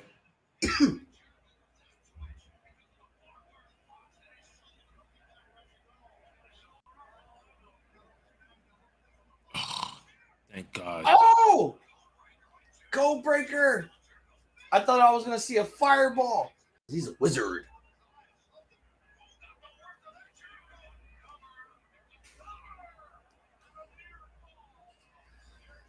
I thought that would have been the end right there. God, sorry.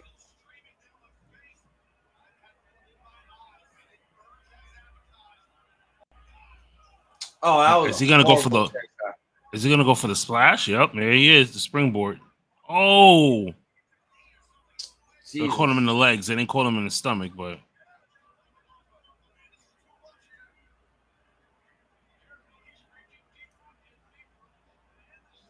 another kick out.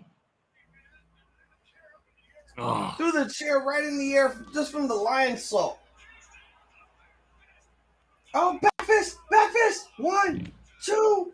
And fucking puts the shoulder up. My fucking God. Ooh.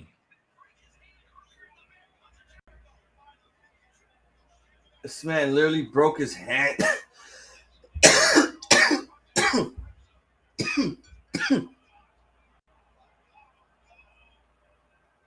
Come on, Eddie. Up. Oh my God. Come on. Stretch plum.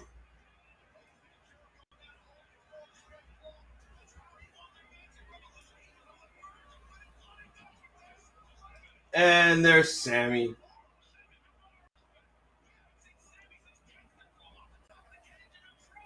Oh, God. Oh.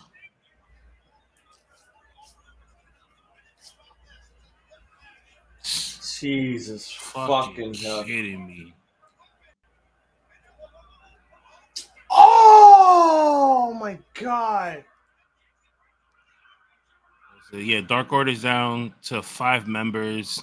-1, Evil Uno, Alex Reynolds, and John Silver.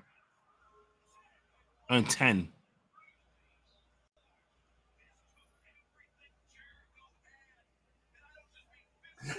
I just saw the sign that said Outlaw Mud Show.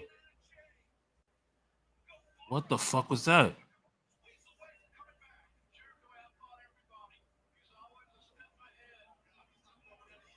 Jesus Christ, Eddie. Ooh. What the hell was that?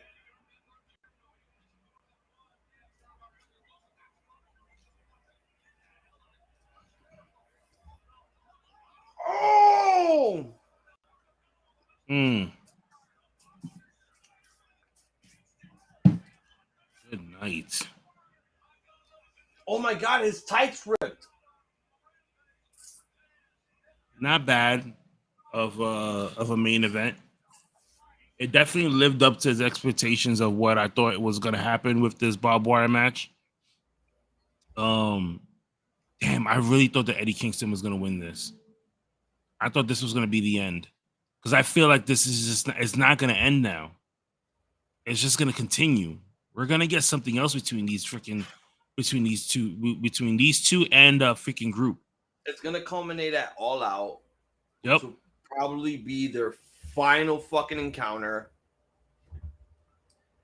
And we'll just have to wait and see. I mean, they still have plenty of time to plug the show.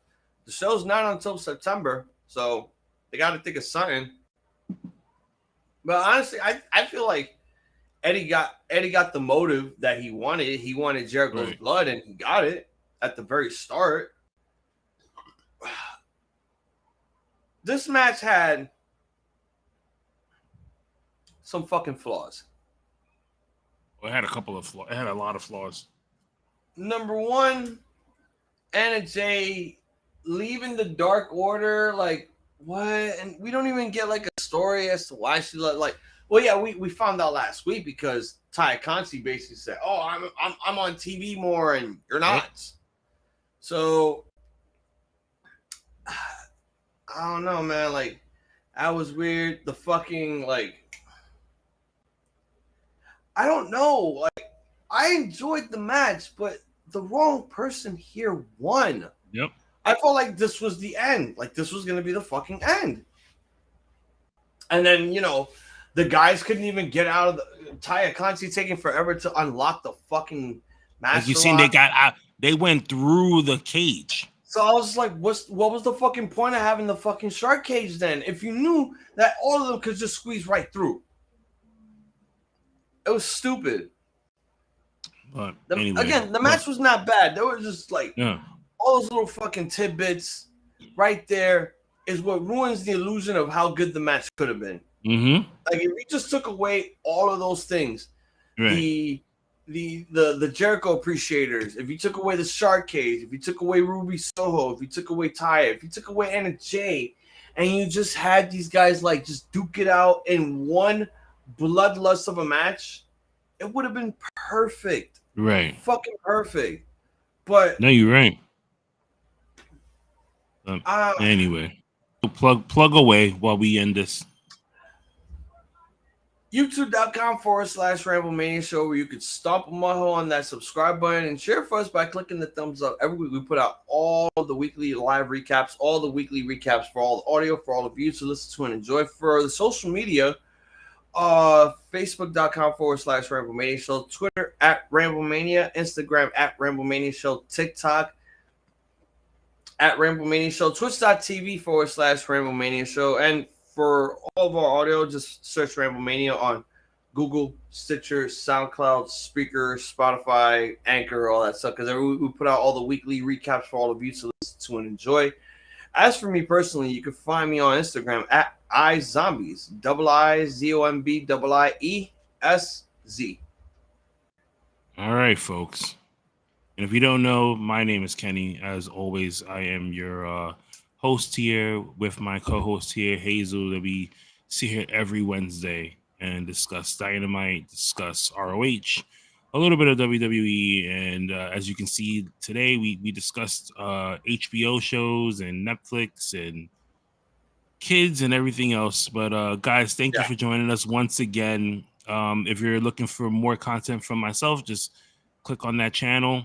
I have a whole bunch of interviews on there. I have live streams for every single Monday Night Raw so far.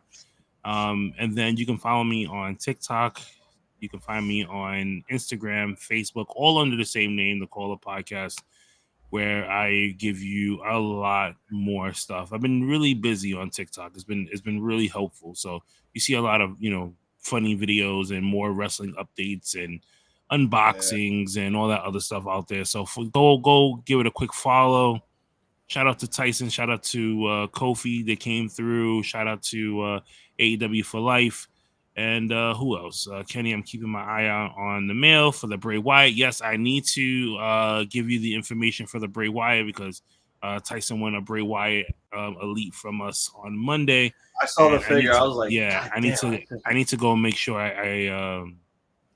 I get all the information out there to you. So thank you for the reminder, Tyson.